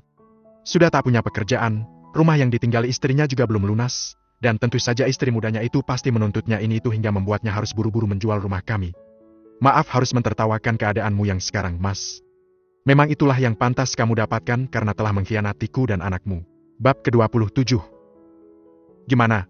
Udah kabar dari Meta belum, Mas? Linda menghampiriku di ruang tamu siang itu saat sedang membetulkan salah satu mainan Tiara yang rusak. Belum ada yang nawar lagi katanya. Jawabku. Sudah seminggu lebih sejak aku menghubungi Meta menanyakan masalah rumah kami. Namun sampai sekarang pun belum juga ada kabar baik dari istri pertama yang sebentar lagi akan jadi jandaku itu. Kepalaku juga semakin pusing karena pihak ban berulang kali menelpon menanyakan masalah angsuran rumah ini yang menunggak. Kami akan melakukan penyitaan jika bulan depan tetap belum ada pembayaran masuk, Pak Bimo. Begitu ucap desk kolektor yang menelponku 2 hari yang lalu. Padahal baru kali ini kami telat membayar angsuran, namun begitu sadisnya mereka akan menyita rumah ini bulan depan jika angsuran belum terbayarkan. Tapi mau bagaimana lagi, sebagai nasabah yang tidak bisa melakukan kewajiban, kami tak bisa berbuat apa-apa. Satu-satunya harapanku saat ini hanya agar rumah itu cepat terjual dan aku bisa membayar cicilan rumah ini serta memulai usaha baruku. Siapa itu? Kok berhenti di depan rumah sih, Mas? Tiba-tiba Linda berjalan mendekat ke arah jendela dengan tatapan menyelidik. Tak lama kemudian dia pun kembali dengan wajah sedikit panik. Tuh kan Mas, orang ban datang lagi ke sini. Kita alasan apa lagi sekarang, Mas? Ujarnya dengan wajah pucat. Apa sih, Lin? Melihatnya seperti itu, aku pun segera bangkit lalu berjalan keluar rumah. Memang benar, ada seorang lelaki yang sedang turun dari motornya di depan rumah kami. Dari penampilannya memang sepertinya adalah orang kantoran. Permisi, Pak. Sapanya saat sampai di depan teras kami. Ya? Dengan Bapak Bimo? Tanya lelaki itu dan aku pun mengangguk mengiyakan. Boleh bicara sebentar, Pak? Ada satu hal yang ingin saya bicarakan dengan Bapak. Ujarnya. Maaf, Anda ini siapa ya dan ada perlu apa dengan saya? Tanyaku keheranan. Jika menilik dari kalimatnya, sepertinya dia bukan orang bank seperti yang dikhawatirkan Linda tadi. Saya teman dari Mas itu, debt collector dari bank yang waktu itu kemari, Pak. Katanya. Oh, Masnya ini dari bank juga? Tanyaku. Kan sudah saya bilang Mas, saya akan usahakan sebelum akhir bulan. Kenapa baru tanggal segini sudah ditagih lagi sih? Kataku kesal. Maaf, Pak. Tapi saya bukannya mau nagih angsuran pembayaran. Saya juga bukan kolektor dari bank. Saya kesini justru ingin menawarkan solusi untuk Bapak dan Ibu. Lelaki itu nampak tersenyum bersahabat. Tapi aku masih saja belum sepenuhnya mengerti apa maksudnya. Lalu aku dan Linda pun saling berpandangan. Solusi? Solusi apa ya maksudnya? Tanyaku sedikit curiga, mengingat zaman sekarang banyak orang yang memanfaatkan kesusahan orang lain untuk kepentingannya sendiri. Jadi aku harus tetap waspada. Apakah kita bisa bicara lebih serius, Pak? Pintanya kemudian. Aku memandang ke arah Linda lagi, lalu baru kupersilahkan orang itu masuk ke dalam rumah setelah Linda mengangguk setuju. Jadi begini Pak Bimo, saya datang ke sini atas informasi dari teman saya yang kerja di bank, Mas itu. Kebetulan juga dia yang menangani masalah angsuran Pak Bimo.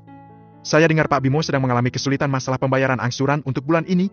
Apakah itu benar? Tanyanya dengan sangat percaya diri membuatku mendadak tidak suka dengan sikapnya itu. Iya memang benar. Tapi kami akan membayarnya sebentar lagi kok. Lalu maksud Bapak menawarkan solusi tadi apa ya? Aku justru terfokus pada kalimatnya yang bilang bahwa dia memiliki solusi untuk kami. Jadi saya ini sebenarnya lagi nyari rumah, Pak.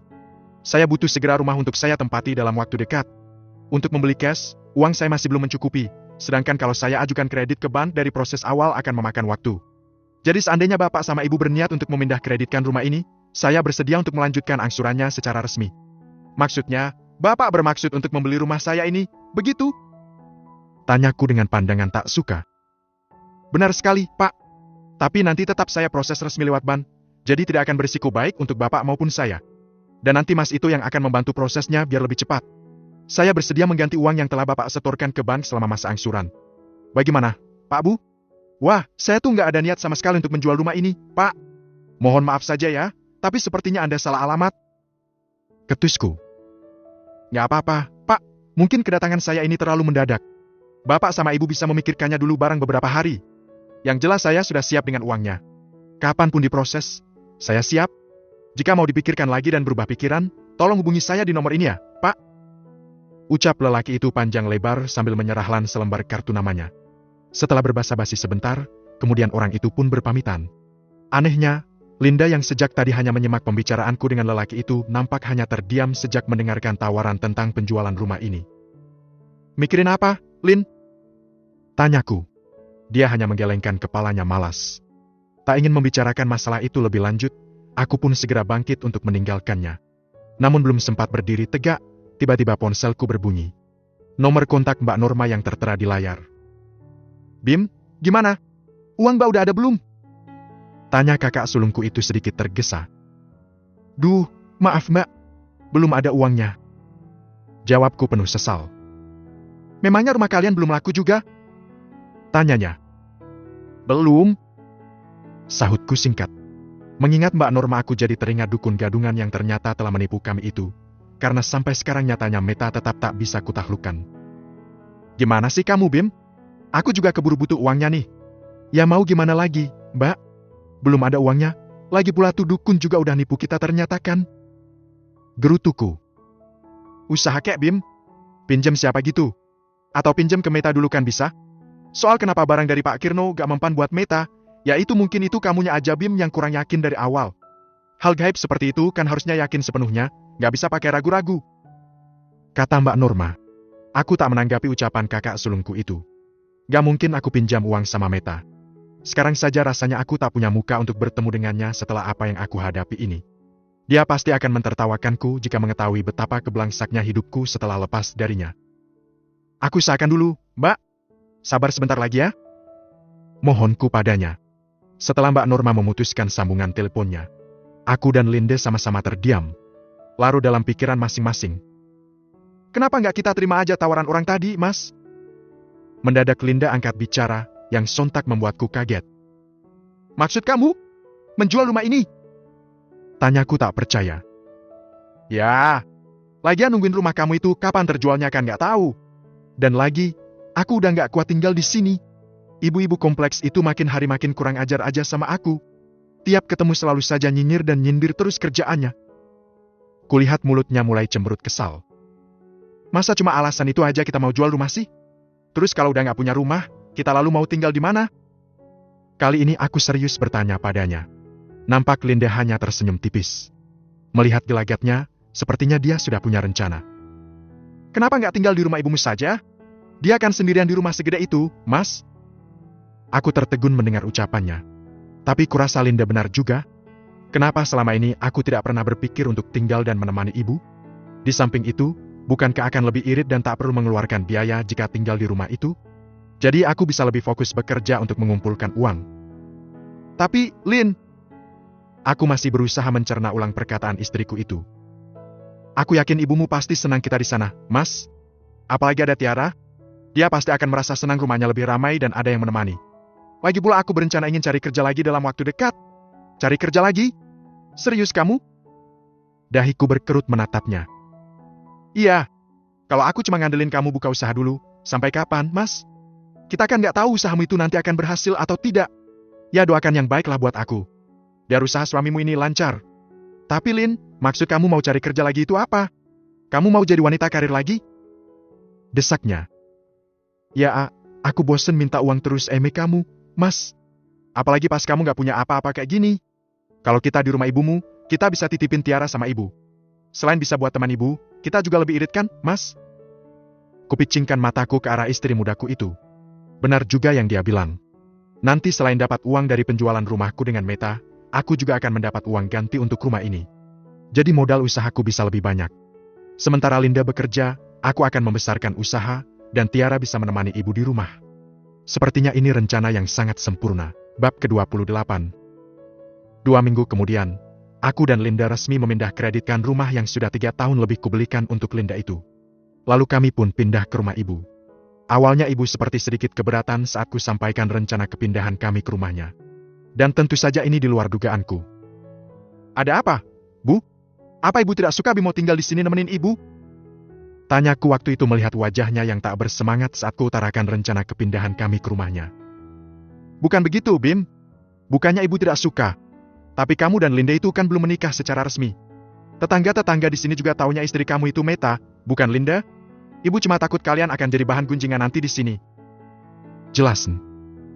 Kalau hanya karena itu, ibu jangan khawatir. Setelah proses perceraianku dengan Meta nanti selesai, aku akan segera menikahi Linda secara resmi. Bu, untuk sekarang biarkan kami tinggal di sini. Aku harap ibu nggak keberatan. Tidak. Ibu sama sekali tidak keberatan, Bim.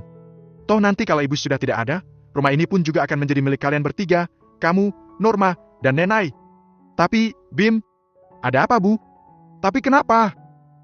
Aku mengernyit saat melihat ibu tetap terlihat seperti menyimpan beban yang sulit dia ungkapkan. Ibu diam, tak menjawab pertanyaanku. Dia justru hanya menunduk sambil memainkan jemarinya di pangkuan seolah ada yang dikhawatirkannya tentang kepindahanku ke sini. Apa ibu khawatir soal Linda? Karena ibu tetap tak bersuara, akhirnya aku beranikan diri untuk menebak. Sepertinya ibu memang tidak terlalu serak dengan Linda. Aku ingat saat awal aku mengutarakan niatku untuk menikahi Linda beberapa tahun yang lalu. Orang yang menentang waktu itu memang hanya ibu.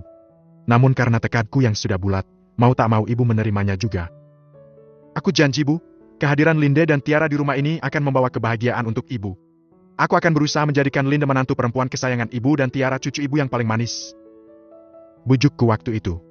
Lalu perlahan ibu mengelus pipiku dengan penuh kasih. Ibu tidak keberatan, Bim. Karena Tiara itu juga cucu ibu. Dia juga berhak tinggal di sini.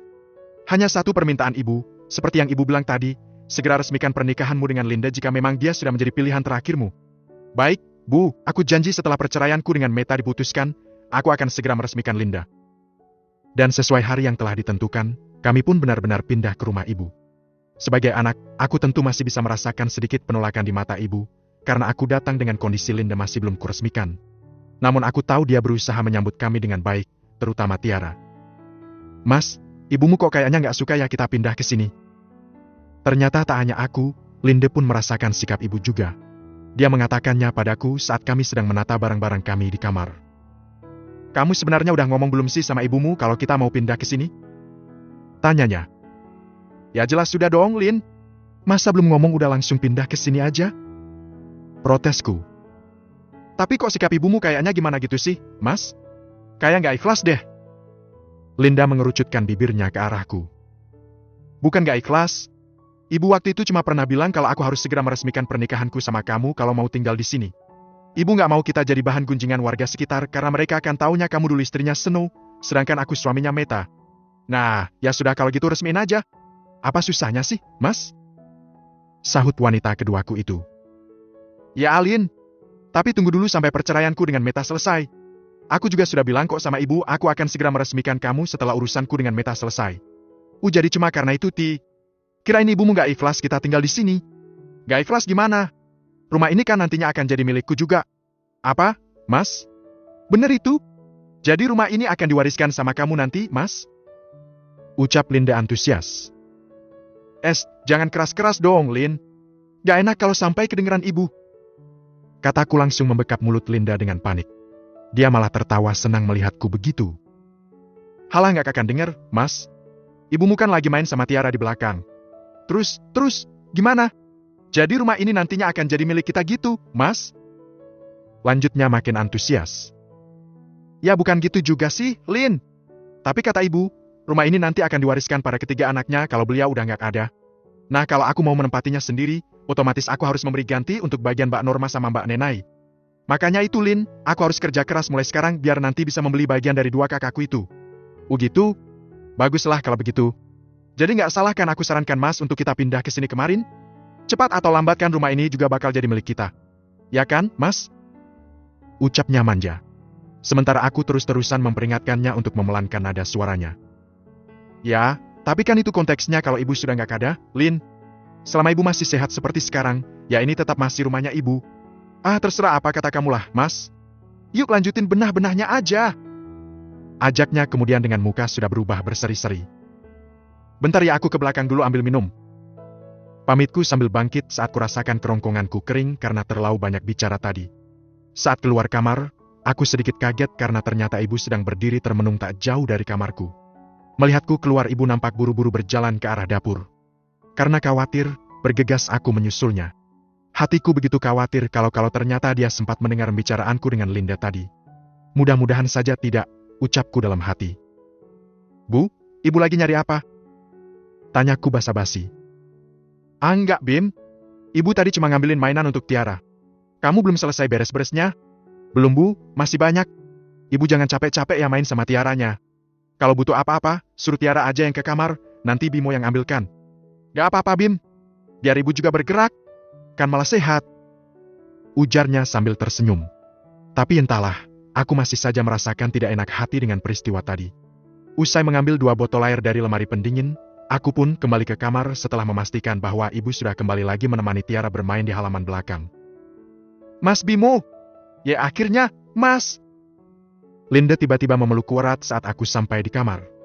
Hingga botol minuman di tanganku hampir terjatuh saking kerasnya dia menubrukku. Kenapa sih, Lin?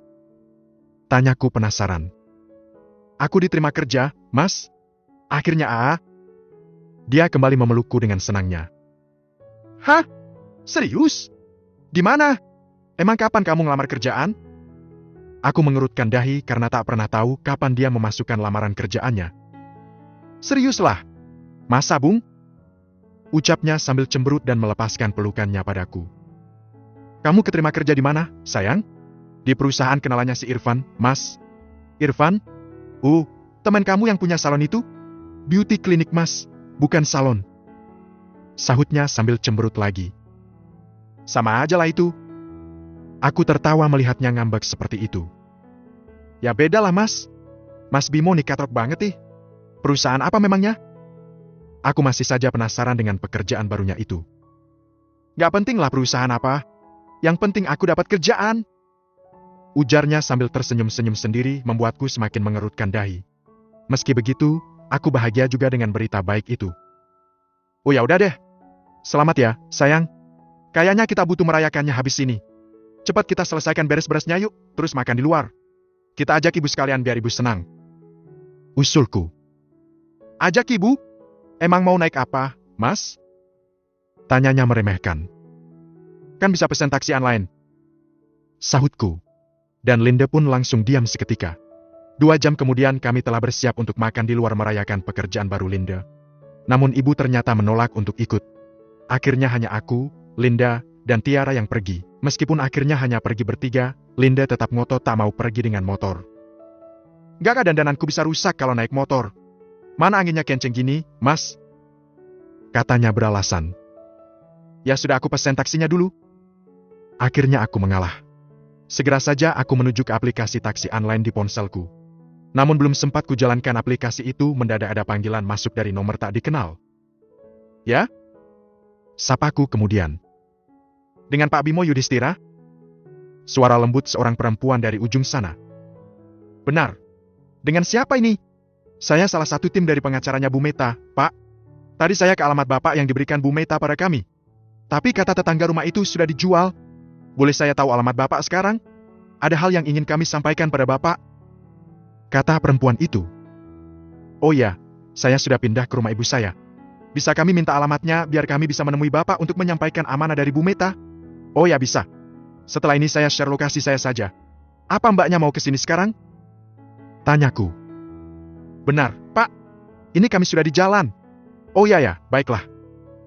Usai menutup telepon, aku pun segera membagikan lokasi rumah ibu pada nomor orang yang menelpon tadi. Kita tunda perayaannya dulu ya, sayang. Ada pengacaranya Meta mau datang ke sini. Ngapain sih gangguin orang aja? Apa rumahnya sudah laku? Tanya Linda. Gak tahu juga, Lin. Kita lihat aja nanti. Gak jelas banget. Ya udah deh. Awas aja kalau dateng-dateng gak ada berita baiknya sama sekali. Pakai gangguin acara orang segala. Gerutunya sambil ngeloyor masuk meninggalkanku dan anaknya. Bab ke-29. Jadi maksud kedatangan kami ke sini adalah untuk menyampaikan beberapa hal yang perlu Pak Bimo ketahui perihal gugatan cerai yang diajukan oleh istri Anda, Ibu Meta Diandra. Beberapa menit setelah aku bagikan lokasi tempat tinggal, datanglah dua wanita cantik dengan dandanan kantoran keluar dari mobil sedan yang mereka parkir di depan rumah ibu. Dua wanita itu memperkenalkan diri sebagai tim kuasa hukum Meta. Apa yang harus saya ketahui? Tanyaku tak sabar. Begitu juga Linda yang menemaniku menerima para tamu itu. Sementara di ruang tengah, aku tahu bahwa ibu sedang mendengarkan percakapan kami sambil menemani Tiara. Seperti yang Pak Bimo ketahui bahwa Bu Meta telah mengajukan gugatan cerainya pada Bapak, maka kami ke sini membawa beberapa berkas penting yang membutuhkan tanda tangan Anda, Pak. Bu Meta menyampaikan kepada kami bahwa perceraian ini sudah atas kesepakatan Anda berdua. Jadi kami harap Bapak bisa membantu kami untuk memperlancar prosesnya. Silakan Bapak pelajari dulu berkasnya sebelum menandatanganinya. Salah satu di antaranya kemudian menyodorkan berkas di dalam map berwarna coklat kepadaku. Ini harus saya tanda tangani sekarang juga? Tanyaku memperjelas. Tidak harus sekarang, Pak. Kami bisa menunggu sampai Bapak memahami semua ketentuan di dalam berkas itu. Dan Bapak bisa menghubungi kami saat semuanya telah selesai. Tapi saran kami, lebih cepat akan lebih baik. Terutama jika Bapak menginginkan pembagian kekayaannya lebih cepat dilakukan. Maksudnya, uang hasil penjualan rumah kami ya. Mendengar kata kekayaan, pikiranku langsung tertuju pada rumah yang sedang coba kami jual. Benar, Pak. Menurut informasi dari Bu Meta, rumah Bapak dan Ibu sudah terjual. Saat ini tinggal menunggu keputusan dari pengadilan atas perceraian Anda berdua agar bisa segera dibagi hasil penjualannya. Gitu? Syukurlah. Kalau gitu saya pelajari dulu berkas ini ya, Mbak. Nanti saya kabari jika sudah selesai saya tanda tangani. Ujarku kemudian.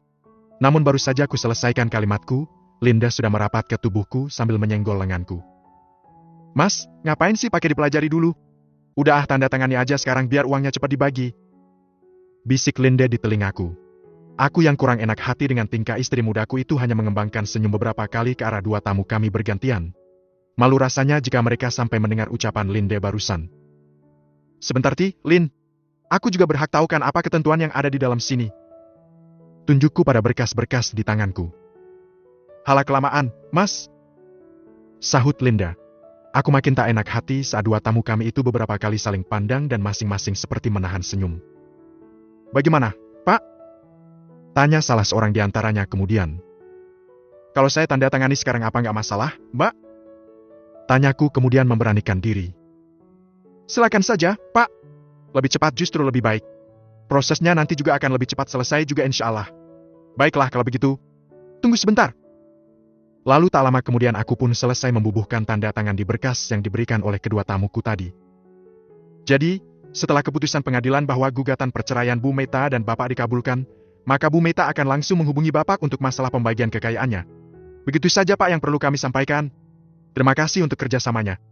Kami mohon diri. Begitulah akhirnya, tinggal satu langkah lagi aku dan Meta benar-benar akan bercerai. Dan aku akan dipisahkan dari anak lelaki semata wayang kami, Ibas. Meskipun aku tahu, Meta tak akan melarangku untuk bertemu dengan Ibas, namun tetap saja aku harus siap kehilangan anak itu. Cepat atau lambat Ibas pasti akan semakin jauh dari aku, ayah kandungnya. Kok ngelamun sih, Mas? Kenapa? Nyesel udah tanda tangan tadi? Sindiran Linda mengagetkanku yang masih berdiri memandang ke arah mobil kedua tamuku tadi menghilang. Enggak. Siapa yang nyesel? Aku hanya keinget anakku aja. Halah udah nggak usah dipikirin, Mas. Di sini juga masih ada Tiara kan? Ya, tapi kan beda, Lin. Beda kamu bilang, Mas. Apanya yang beda? Kamu dulu pernah bilang kan Mas nggak akan beda-bedain Tiara sama anak kandung kamu? Ingat nggak? Kenapa sekarang malah bilang kayak gitu? Kamu mau mengingkari janji kamu waktu itu, Mas? Bukan begitu, Liin. Duh, kamu itu kok sukanya salah paham terus sih? Maksudku, bagaimanapun juga Ibas itu tetap anakku kan? Aku juga masih punya kewajiban untuk menafkahinya meskipun aku yakin Meta nggak mengharapkan semua itu dari aku. Halah Mas. Kamu pikirin aja hidup kita dulu. Kita aja masih berantakan kayak gini kok pakai mikir mau menafkahi anak kamu segala. Ibunya juga udah kaya kan? Ngapain juga kamu ikutan mikir? Dahlah, Lin. Ngomong sama kamu itu aku nggak akan pernah menang. Capek aku. Mau ke dalam dulu. Pamitku kemudian. Lahu kok ke dalam lagi sih? Mas, kita gimana ini? Katanya mau ngerayain kerjaan baruku. Gimana sih?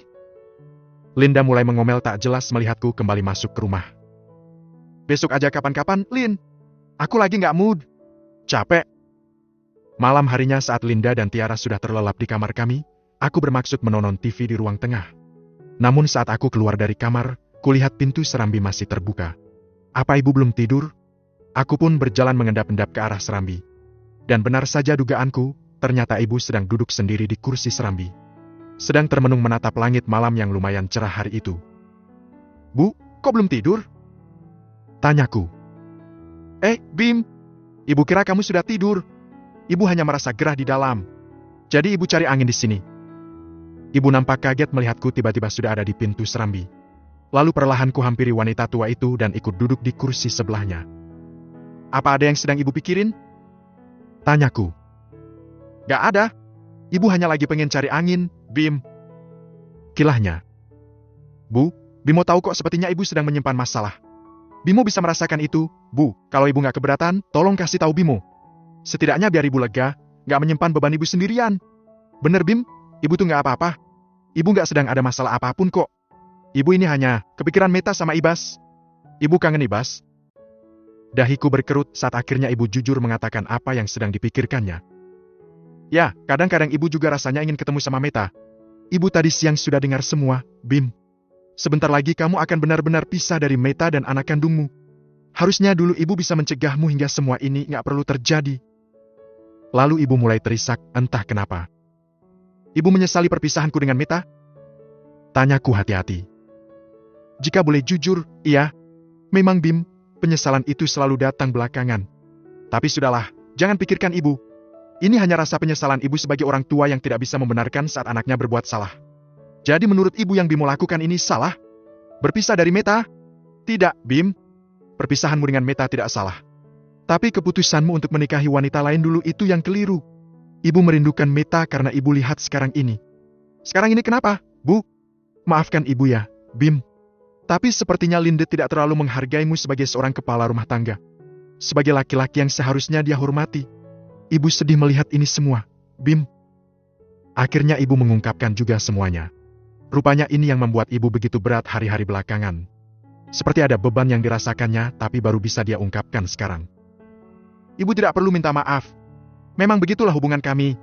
Bimo juga merasakan itu kok, Bu. Tapi, Bimo yakin Linda akan bisa berubah nanti lambat laun. Bimo akan mengajarinya menjadi istri yang baik. Semoga saja, Bim. Ibu selalu berdoa yang terbaik buat kamu. Semoga kamu bahagia pada akhirnya dengan pilihan hidupmu sendiri. Sebagai ibumu, ibu hanya ingin... Ngobrolin apa sih, Mas? Udah malam nih. Ngapain sih masih pada di luar? Ayo Mas tidur. Linda tiba-tiba sudah berdiri di ambang pintu serambi. Wajah ibu kulihat nampak pucat seketika. Bahkan kalimat terakhirnya pun tidak jadi dia lanjutkan. Aku menatap Linda dan ibu bergantian. Antara rasa ibaku pada ibu dan juga rasa kagetku karena melihat Linda ada di tempat ini. Apakah tadi istri mudaku itu mendengar semua pembicaraanku dengan ibu? Jika tidak, kenapa sikapnya begitu ketus pada saat memandang ke arah ibu? Mendadak aku jadi takut. Jangan-jangan keputusanku menerima saran Linda untuk pindah ke rumah ibuku ini akan jadi kesalahanku selanjutnya? Ya Tuhan, masalah apa lagi ini? Bab ke-30. Antusiasnya hari pertama kerja, membuat Linda lalai melakukan kewajibannya mengurus dahulu keluarganya. Dia bangun pagi sekali dan langsung sibuk berdandan habis-habisan sampai kemudian taksi yang menjemputnya tiba di depan rumah. Sebenarnya Bimo sudah menawarkan diri untuk mengantarkannya ke kantor tempat di mana dia diterima kerja. Namun Linda menolak dengan berbagai alasan. Bimo tidak heran, karena kali ini karena dia hanya bisa mengantarkan istrinya itu naik motor. Linda memang paling tidak suka dibonceng dengan kendaraan roda 2 itu. Menggandeng Tiara kembali ke dalam rumah setelah melepas kepergian istrinya, Bimo melihat ibunya sedang sibuk di dapur. "Lau, ibu ngapain?" tanyanya tak enak hati. Seharusnya sebagai orang yang menumpang, Linda tadi bisa menyiapkan walau hanya sekedar minuman hangat untuk suami dan ibu mertuanya. Namun dari sejak wanita itu bangun sampai kemudian taksi menjemputnya, Linda tak beranjak dari depan meja riasnya. "Ini Bim, ibu lagi bikin sarapan. Istrimu sudah berangkat?" tanya ibunya, yang makin membuat Bimo tak enak hati karena naruh ingat bahwa Linda tadi pun bahkan tidak berpamitan pada orang tua ini. "Sudah, Bu, maaf tadi dia nggak sempat pamit. Dia pikir ibu masih tidur." Dalih Bimo menutupi kesalahan sang istri. "Nggak apa-apa, Bim. Kamu mau sarapan apa biar ibu bikinin?" tawar ibu. "Apa aja nggak masalah, Bu." Kemudian Bimo pun mulai mendudukkan Tiara di kursi makan, lalu perlahan mendekati sang ibu untuk sekedar membantunya membuat sarapan. "Apa dia selalu seperti ini? Nggak pernah menyiapkan sarapan untuk kamu setiap hari?" Tiba-tiba ibu Bimo bertanya di sela-sela menyiapkan nasi goreng untuk mereka bertiga. Bimo seperti tertohok mendengar kalimat ibunya yang tenang tapi sangat mengena itu. Gak juga sih, Bu. Biasanya juga dia siapin sarapan. Cuma hari ini aja dia buru-buru. Jadi gak sempat bikin sarapan." Bohong lelaki itu. Dia sudah berubah rupanya. Dulu waktu tinggal di sini saat menjadi istri adikmu, sikapnya juga sama seperti ini. Ibu maklum, mungkin waktu itu dia masih muda dan belum pengalaman berumah tangga. Bimo menelan ludah getir. Bimo sebenarnya malu karena ibunya bahkan sudah sangat mengenal tabiat istrinya itu. "Aku dan Linda kan belum lama tinggal serumah, Bu. Ibu kan tahu sendiri selama ini aku tinggalnya sama Meta." Bimo mencoba mengingatkan sang ibu. "Iya, ibu tahu. Ibu saja bahkan masih ingat kok dulu waktu Meta masih baru menikah sama kamu dan kalian tinggal di sini untuk sementara. Dia yang paling rajin bangun pagi. Bahkan sebelum kita semua bangun, Meta biasanya sudah selesai menyiapkan sarapan." Lagi-lagi Bimo menghela nafas dalam. Pagi ini ibunya mengingatkan lagi akan Meta. Nampaknya ibu mulai jadi membandingkan Linda dengan Meta. "Bu, boleh aku tanya sesuatu?" Karena rasa penasarannya dengan sikap sang ibu, Bimo akhirnya memberanikan diri untuk bertanya. "Apa itu, Bim?" Wanita itu menjawab sambil matanya tak lepas dari penggorengan. "Maaf ya, Bu, kalau ibu tidak menyukai Linda, lalu kenapa waktu itu akhirnya ibu merestuiku menikahi Linda? Kenapa ibu nggak mencegahku saja, Bu?" Terlihat ibu Bimo justru tertawa kecil mendengar pertanyaan anaknya. "Ibu sudah pernah melarangkan waktu itu, Bim? Kamu pasti sudah lupa ya? Lalu apakah kalau waktu itu ibu tetap melarang kamu, maka kamu akan membatalkan niat menikahi Linda? Tentu tidak kan? Lagi pula yang ibu pikirkan waktu itu sebenarnya adalah Tiara, anak Senu. Maksud ibu apa? Ibu pikir dengan kamu tidak menikahi Linda waktu itu, Tiara pasti akan dibawa ibunya jauh dari rumah ini. Dan ibu pasti tak akan bisa bertemu dengan cucu ibu, anaknya Senu. Jadi hanya karena itu ibu merestuiku dengan Linda?" "Sejujurnya iya, Bim. Namun ibu menyesal sekarang. Seandainya bisa memilih, ibu lebih suka kamu tetap bersama Meta daripada Linda." Bimo memperhatikan wanita di sampingnya lekat. Ibunya bahkan tak berani menatapnya. Bimo tahu ibunya sedang menahan air matanya, entah kenapa. "Ya sudahlah, Bu, toh semuanya sudah terjadi. Aku cuma harap sekarang ibu belajar untuk menerima istriku yang sekarang." Pintaku penuh harap. "Jangan khawatir, Bim. Ibu sudah tahu kok apa yang seharusnya ibu lakukan sebagai orang tua. Bagi ibu yang penting adalah kamu bahagia." Usai menghabiskan sarapan buatan ibunya, Bimo terlihat sedikit kebingungan. Obrolannya dengan ibunya tadi ternyata begitu membekas di hatinya. Awalnya dia menyangka ibunya benar-benar akan senang dengan kehadiran keluarga kecilnya di rumah ini. Nyatanya ada ganjalan pada hati orang tua itu yang akhirnya membuat Bimo sedikit sungkan. "Ada apa, Bim? Seperti ada sesuatu yang mengganggumu?" Sang ibu yang membaca raut bingung anaknya pun bertanya.